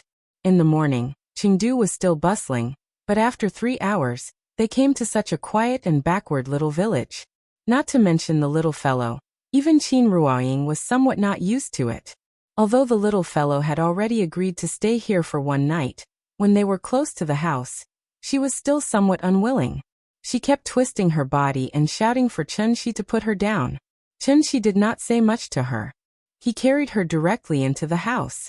At this time, it was right to cut the Gordian knot. After letting her get used to it, naturally, she would not be as resistant as she was now. In reality, Chun-Shi really thought that this place was not bad. The mountains were clear and the water was clear, and the land was full of outstanding people. Although the house was a little simple, it was good in terms of peace and comfort. Moreover, the spiritual energy of heaven and earth here was very rich. After staying in this place for a long time, even breathing could make one feel refreshed and very comfortable. A few days ago, Aunt Zhang suddenly fell ill, so Xie Pinglin hurriedly brought the old lady back to Chengdu. They had only been away for a few days, so there was obviously the smell of smoke in this house. This house was actually very big. Looking at it now, it was 4 bedrooms, 1 living room, and 1 kitchen. Overall, it was very good. The only bad thing was that there was no bathroom, so it was very inconvenient to take a bath. Moreover, the bathroom was a latrine, the kind that was extremely smelly. Aunt Zhang was already prepared for this. The bungalow by the street used to be a hotel. There were toilets and bathrooms on the first floor. Aunt Zhang had already informed the owner of the house, so Chun-Shi's family could go there if they wanted to wash up. After Chun-Shi carried the little girl around the house, the little girl gradually relaxed, so she turned her little head and began to look around. There was a TV in the living room at home, but it was a small color TV from the 80s and 90s. There was no wall paint in the old house. After a layer of lime was casually applied, newspapers were pasted on the wall as wallpaper. Most of these newspapers were from 30 to 40 years ago, so many of them were already yellowed and rolled up. There was also a portrait of Grandpa Mao on the wall. It was a common poster of that era, so it looked quite old. Although the house was old, it was very clean. Although furniture like the wardrobe and table were old, because of its age, it had a different kind of charm. Perhaps it was because the house and furniture were made of wood that there was always an indescribable wood fragrance in the house. It was very comfortable to smell. Overall, this house was a little too simple on the outside, but the other places were really not as bad as the little girl had imagined. After roughly understanding the internal structure of the house, the little girl could finally accept the fact that she would be staying here for a night. Therefore, she came to the living room under Aunt Zhang's call, then sat on a small stool and ate oranges.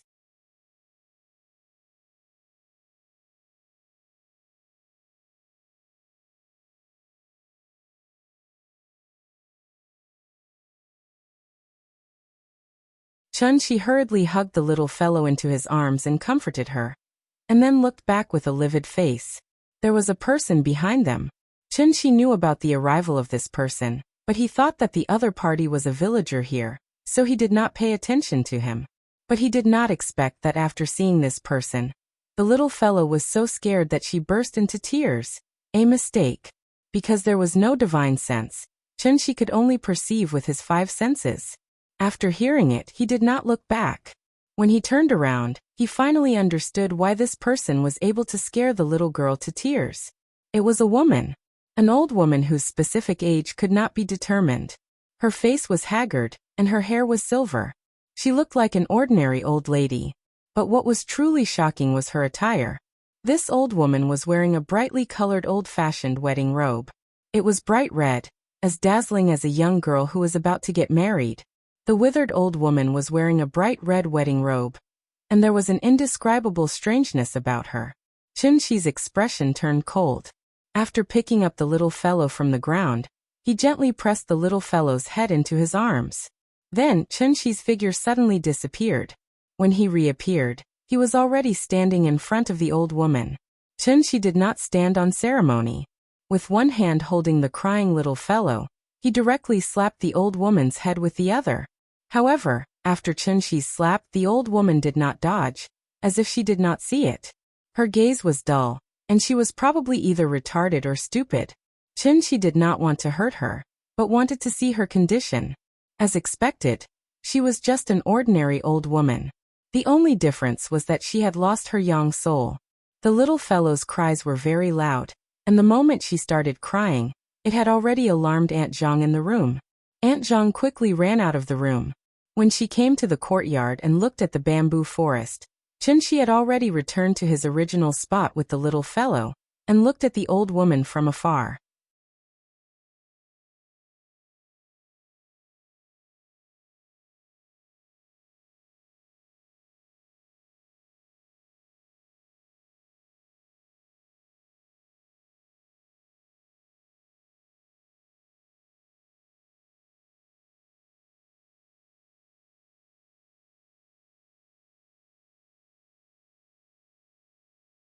The so-called reeds were green, and the white dew was frost. Reeds were green in spring, but in autumn, they would wither and turn yellow. It was the end of winter and the beginning of spring, and most of the plants outside were still in a withered state. But this reed-like plant that grew in the deepest part of the mine was bright red. It was bright red, and in terms of the degree of beauty, it was even more beautiful than the sea of poppy flowers. This was a very strange scene. A crazy woman in a wedding robe, at this moment, was like a kind mother, squatting on the ground and rubbing her cheek against the red reed. The reed leaves gently brushed against her face, but she was like her son's hand caressing her cheek, very warm and comfortable. Chun-Chi silently stood behind Zhao Guifan. When he saw this plant for the first time, he already understood why Zhao Guifan had gone crazy. Her madness was because of this plant in front of him. Although this plant looked very similar to a reed, it was not a reed at all, but a harmful plant called bloodthorn by immortal cultivators. Bloodthorn was not a very common plant in the heavenly jade world. The reason it was called bloodthorn was because this plant was bright red, and it could emit a special fragrance to attract prey to come close. Once the prey came close, their soul would be taken, and they would willingly let it suck their blood.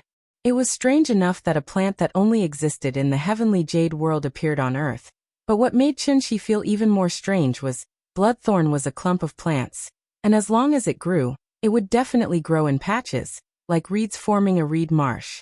But there was only one bloodthorn in front of him, and it grew in such a remote and gloomy abandoned mine.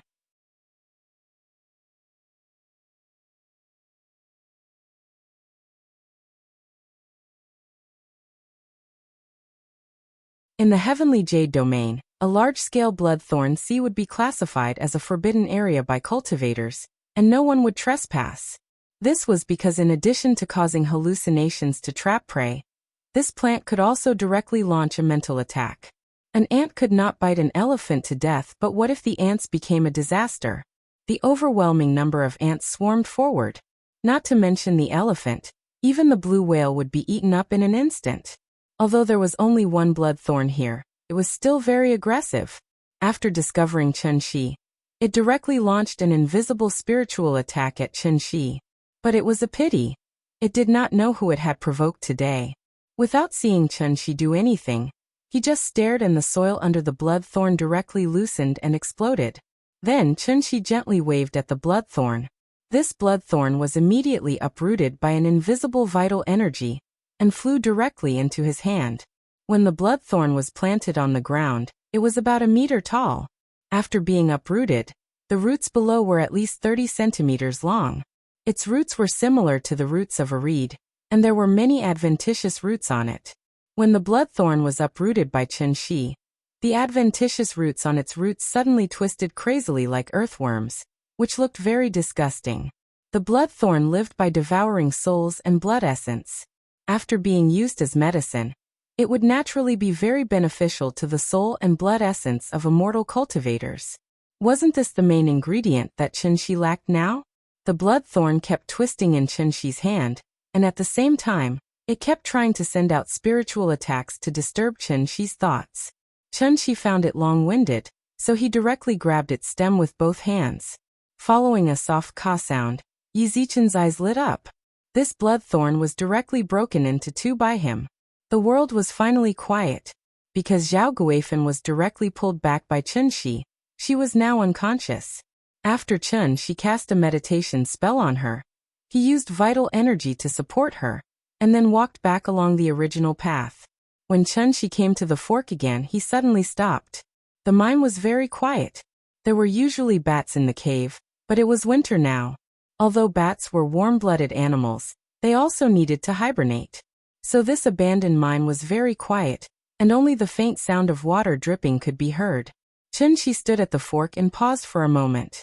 When he stepped out again, he did not walk towards the cave entrance, but went to the left tunnel that he did not go to just now. This abandoned mine was a little interesting. It actually grew a bloodthorn that only existed in the heavenly jade domain. Since he was already here, he naturally had to explore the inside and outside of the mine tonight to see if there was anything rare in here.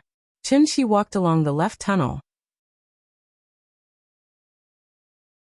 Zhao Guifan was being guided by his vital energy, lying flat and floating behind him. Plus, there was the fluorescent green light above Chen-Shi's head. If this scene was seen by others, it would not be as simple as causing them to lose their minds. They would directly be scared to death. The mine tunnel on the left was obviously the main tunnel. After Chen-Shi walked for a while, the mine tunnel suddenly changed from one track to two, and the width on both sides obviously increased by a lot. This should be the main mining area. Along the way, there were many forks in the road, but Chen-Shi didn't hesitate at all. She didn't even look at those forks, and just went straight down the main road. He had already discovered the abnormality here. In the depths of this abandoned mine, there was a paradise with abundant spirit energy. The spirit energy here was even richer than in the Qinling Mountains. It was probably because this place happened to be in the position of the dragon vein of this mountain, so after the spirit energy recovered, this place directly became a paradise. Chen-Shi walked along the main tunnel for about 10 minutes before he finally stopped, because a huge cave suddenly appeared in front of him. This cave was like a flask. The passage Chen-Shi was in was the narrow mouth of the flask, and the inside of the cave was the belly of the flask. Chen-Shi walked into the cave, and the surrounding terrain suddenly opened up. This cave was about 4 or 5 meters high, and the actual area was about the size of a basketball court. It was not too big, but it looked very strange. Obviously, the miners would not be so bored as to dig such a strange cave in the coal mine.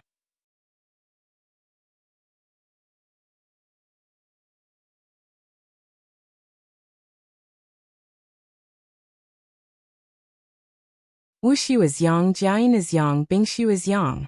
Yang year, yang month, yang day. Once the sun rose, it would be 1/4 noon, which was also the legendary time of the sun.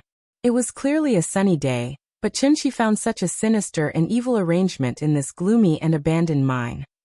Now that was interesting. Chen-Shi swaggered into the depths of the cave. At this moment, the person who had been sitting cross-legged on the ground slowly opened his eyes when he heard his footsteps. Yes, there was a person in the cave. That person was sitting cross-legged on the futon below the 3 people in red. He was about 40 years old, wearing a black robe, with a cold face, and a bun on the top of his head. This dressing was somewhat like a priest in a Taoist temple. He didn't open his eyes when Chen-Shi lit up the cave. Until Chen-Shi walked directly into the cave without even saying hello, the person finally couldn't help but open his eyes. After opening his eyes, he first looked up at the light ball suspended above the cave, then looked at Chen-Shi and asked, "Mister, Why are you here so late at night? Hearing this, Chunshi asked with interest, Are you an alchemist? No, I'm a warlock. Warlock? Seeing Chunshi's puzzled look, the person couldn't help but look at him a few more times, then asked curiously, You don't know about warlocks? I really don't know. I wonder if Mr. can explain it to me. Alchemist, warlock and sorcerer. Since Qin Shi Huang killed the alchemists, the theory of yin and yang disasters arose in Western Han. Because of the different ideas, the sorcerer was divided into two factions, alchemist and warlock. I'm the successor of the warlock. Alchemist? Warlock. Chunshi pondered for a moment, then asked again. What's the difference between the two? However, when the person heard Chunshi's question, it was as if he had heard a joke. He couldn't help but shake his head and laugh. In terms of origin, there's no difference between the two. The reason why there are two different factions, alchemist and warlock, is just because those hypocrites insist on the distinction between good and evil. What is good? What is evil? Alchemists are good, warlocks are evil. This is the difference between alchemists and warlocks. Hearing this, Chunshi couldn't help but glance at the layout of the cave. His heart suddenly had the most intuitive understanding of the warlock. Even cultivation had to use such evil methods. No wonder the world said that warlocks were evil. This really wasn't slandering them. Thank you, mister, for your explanation, but I still have a question to ask. Please ask. It was just the first time they met, but the two of them were like old friends, asking and answering questions. It was really a bit magical. I want to ask, why did Mr. arrange this? Chun, she said while pointing at the three red-clothed people hanging on the beam. Hearing this, that person glanced at the bloodthorn grass in Chun-Shi's hand with deep meaning. Then he suddenly laughed out loud. He seemed to be very proud of his masterpiece. After raising his head to look at the three red-clothed people above him, that person proudly introduced to Chun-Shi. This is a cultivation method that I have spent several decades of effort to create. I have combined many inheritances in the world, and went through untold hardships to create. I have named it 5 Elements Soul Refining Technique. The red-clothed soul locks. The weight drops the soul 1 foot above the ground. The soul can't escape with the earth, so the soul stays. The soul guide needle opens the Naiwan palace, leads the soul out of the body, hangs on the beam, and hooks the soul with wood. The water and fire array is placed below the feet. The water melts the soul, the fire tempers the soul, so it can remove the impurities of the soul. 1 out of 10. Only one part of the essence will be drawn into the body. After the essence enters the body, you must immediately enter a meditative state, using the essence as a guide to circulate 36 small cycles. When the essence is exhausted, you will circulate 18 large cycles. The external essence will guide your own essence. After completing the cycle, you will not leave each other, touching the heavenly acupoints to open the jade door. If the jade door is opened, it means that you have successfully condensed your essence, and you have stepped onto the path of immortality. After the man explained the layout of the cave, he looked at Chun-Shi with a smile that wasn't a smile and said, I've been thinking about this set of techniques for many years, but I haven't been able to perfect it. Until last year, when I accidentally found this mysterious plant, I finally understood the crux of it, and perfected this 5 elements soul refining technique. As he spoke, he pointed at the bloodthorn in Chun-Shi's hand. The expression on his face became playful. However, Chun-Shi didn't have the self-awareness of a thief. He picked up the bloodthorn and casually glanced at it, then nodded and smiled. Although this bloodthorn can steal souls, it is only a plant. I didn't expect you to be able to comprehend the truth of cultivation from it. It is truly admirable. Zhang Sanfeng is probably not much better than this. Chun-Shi wasn't lying. This person was born on a planet like Earth, but he was able to rely on his own exploration to find the threshold of cultivation. If this kind of talent was placed in the heavenly jade world, there was no way to imagine what he would achieve now.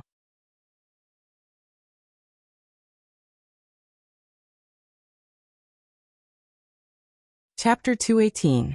Immortals believe in it, but not in it. Go has no golden bones, not listed on the pill platform. Disciples pass on the fasting method, pill-burning scripture.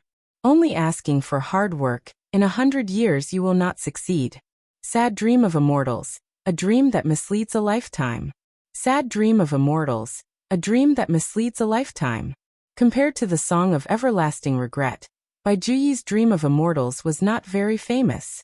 The whole poem was about a person who dreamed that he ascended on a white crane and met the Jade Emperor.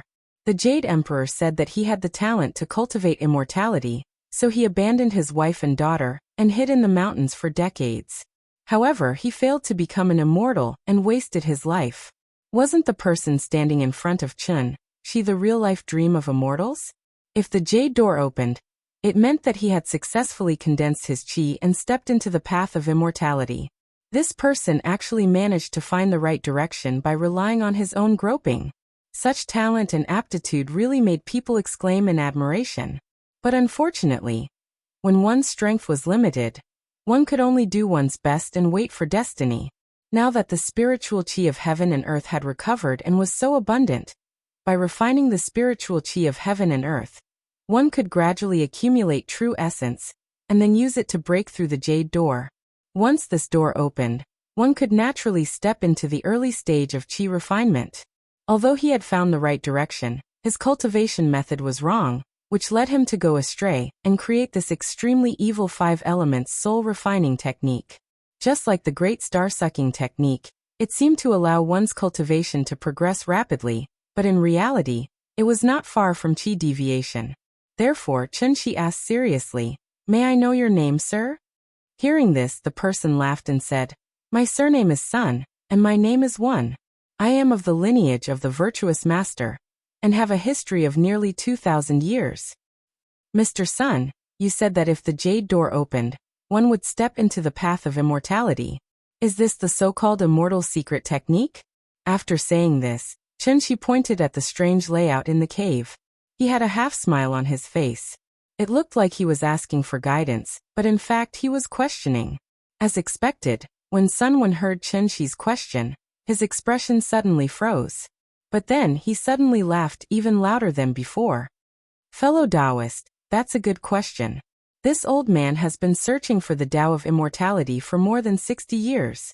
It was only a few years ago that I finally figured it out. Actually, there are no immortals in this world." "No immortals? Then why did you say you stepped onto the immortal Tao?" "Everyone says that one can ascend to immortality as soon as the heavenly gate is opened."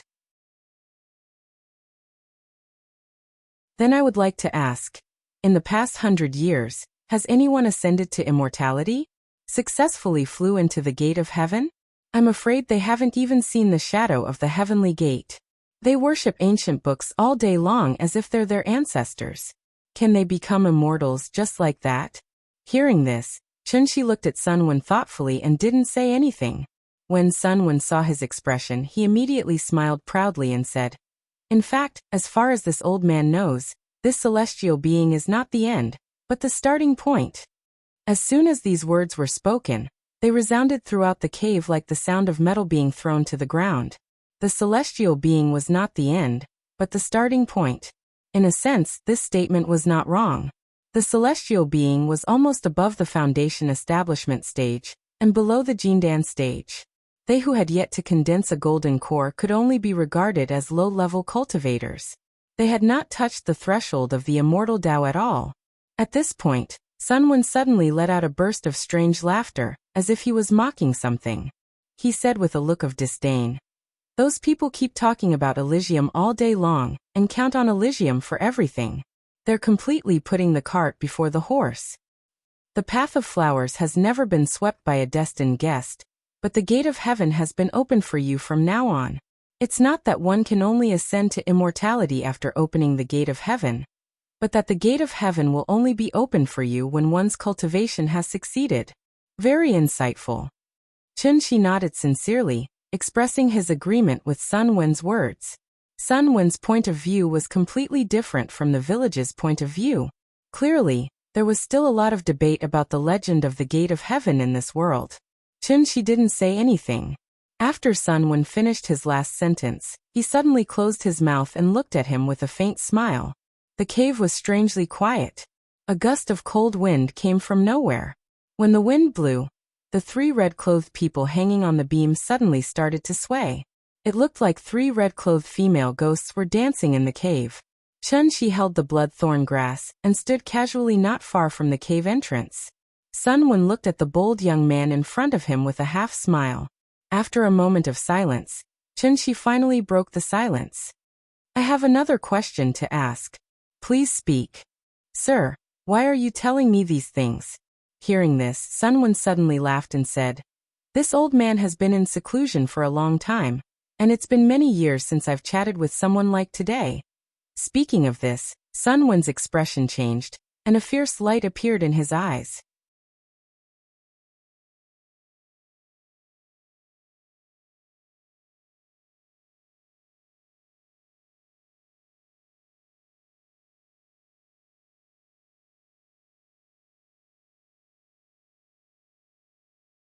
Regardless of whether it was good or evil, as long as he could continue down this path, then it was the right path. Unfortunately, Sun Wen met Chun-Shi today. He was like a walking steel plate in this world, therefore, when Sun Wen saw that his move was easily broken by Chun-Shi, he immediately stopped and asked with a frown, "Who are you?" "I've already told you. It's the Wu Lian Special Affairs Department." Sun Wen was clearly dissatisfied with this answer. Therefore, he coldly shouted in anger, pretending to be mysterious, "Since that's the case, I'll capture you first and then slowly interrogate you." After he finished speaking, Sun Wen's black robes began to flutter even though there was no wind. A strong storm suddenly blew in the cave. 2 long dragons of murderous aura rolled out from Sun Wen's sleeves like tornadoes in the desert, roaring as they rushed towards Chun-Shi. These 2 tornadoes were actually formed by Sun Wen's magical power. In the process of rushing towards Chun-Shi, the 2 tornadoes even intertwined with each other, turning into a sharp, cone-shaped cyclone. The cyclone spun rapidly like a sharp knife, like a high-speed drill. When the cyclone rushed towards Chun-Shi, it also tore a vacuum in the air. This move was monstrous, but when Chun-Shi saw it, he shook his head in disappointment. Compared to the improved version of the Samsara Impermanence, this move did not have any special features. It looked powerful, but in fact it was the simplest way to use Vital Essence. It was just using brute force to break through all techniques. This was also a method that Chun-Shi often used. Perhaps he wanted to force Sun Wen to take out his trump card.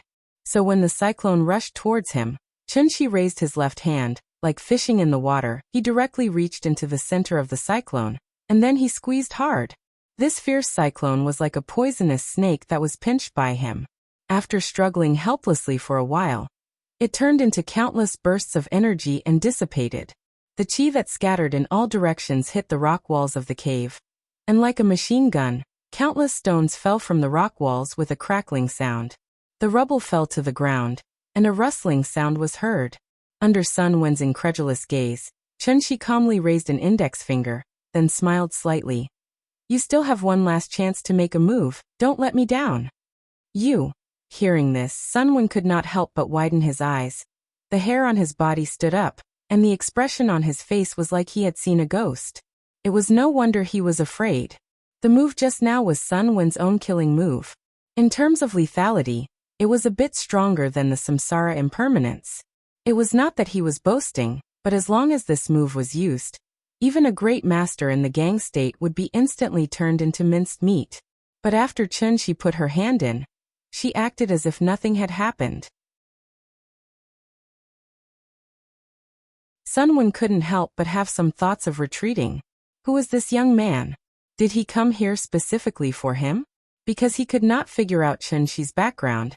The expression on Sun Wen's face became more and more dignified. When he saw that Chun-Shi was still as calm as before, Sun Wen had to seriously consider Chun-Shi's words. Last chance to make a move? Thinking of this, Sun Wen could not help but look at Chun-Shi, as if he wanted to say something. But after hesitating for a moment, he just sighed deeply, and the expression on his face became quite complicated. Today was the Yang year, the Yang month, and the Yang day. It was the rare time of the highest Yang. The depths of the abandoned mine had become quite in due to the lack of sunlight all day long. In addition to Sun Wen's arrangement, this place was now a place of extreme yin and extreme evil. Extreme Yang time, extreme yin place. extreme yin and extreme yang.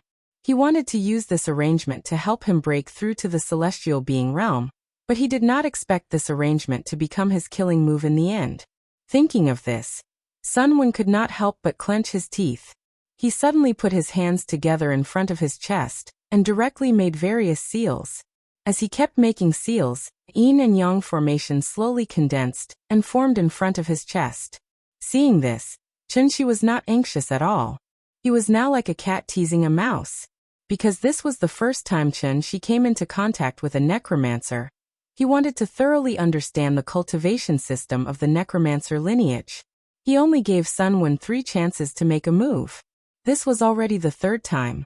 Sunwon was a smart person, so naturally he would not waste this opportunity. Therefore, when he began to focus and gather chi, the spiritual energy of heaven and earth in the vicinity suddenly shook violently. Sure enough, Sunwon had comprehended the truth of heaven and earth, and began to try to use the spiritual energy of heaven and earth to cooperate with his casting. Probably because it was his first time using this move, Sunwon took a long time to prepare. Chunshi waited quietly. His curiosity was completely piqued by Sunwon. He wanted to see what kind of amazing move a cultivation genius like Sunwon would create. Because Earth was different from heavenly spiral, perhaps he could learn something from it? Chunshi was looking forward to it. And Sunwon did not disappoint him.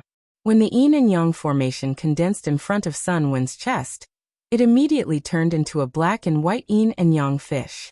Then it began to slowly spin and flow. The yin and yang fish spun faster and faster.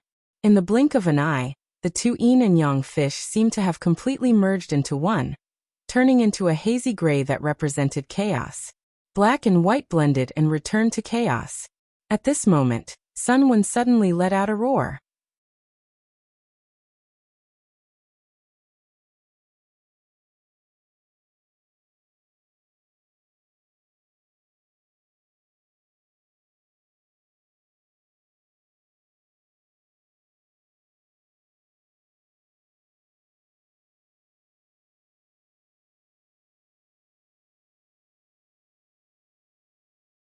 Chapter 221.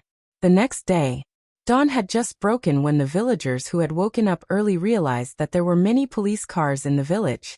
Actually, the earthquake last night had awakened quite a number of people. However, Rain City had already experienced 2 major earthquakes, so a magnitude 3 or 4 earthquake was no different from a scratch in everyone's eyes. Therefore, the villagers who had woken up early did not discuss the earthquake last night. Instead, they gathered at the entrance to the mountain and whispered to each other about the situation on the mountain. The path up the mountain had already been sealed off by the police. Once the villagers got close, they would be politely asked to leave by the police. According to Old Wang, who had woken up at 6 o'clock to feed the chickens, he had even seen an armored vehicle drive up the mountain with his own eyes. Old Wang was a person who liked to talk big all the time, so everyone snorted at his words. If an armored vehicle was here, why didn't he say that there were planes and tanks? In the end, Old Wang had a flash of inspiration. He pointed at the new tire marks on the ground and asked everyone to examine them. Only then did everyone reluctantly believe his words. There were many families in Tongjiago who were professional truck drivers. Therefore, they were very knowledgeable about tire marks. The tire marks on the yellow dirt road did not seem to be left behind by a truck. The police were standing guard and the army was going up the mountain. So what exactly happened on the mountain? Everyone was very puzzled, but no one would tell them. When the little fellow woke up, it was already 9 o'clock in the morning. She had slept very deeply. Even after waking up, she was still in a daze for a long time. Qin Ruoying fetched a basin of hot water and helped the little fellow wash up in the living room. The little fellow turned her head in a daze and looked at the courtyard outside the old house. Her memory was still stuck on the night when she watched the movie. The little fellow blinked her eyes and looked outside the house. Then, she raised her head and looked at the decorations in the room. When she realized that she was in a completely unfamiliar environment, a puzzled expression appeared on her little face. Qin Ruoying put away the wash basin and hung up the towel. Just as she was about to bring her to the kitchen for breakfast, the little thing suddenly changed her face like a master of Sichuan opera. Her little mouth suddenly pouted, and she burst into tears with a wah. Her parents had actually taken her to such an unfamiliar place while she was asleep. This was something that the little guy could not accept at all. Perhaps it was because she was scared, or perhaps it was because she had been wronged, but the little girl was crying so hard that people couldn't help but want to hold her in their arms and take good care of her.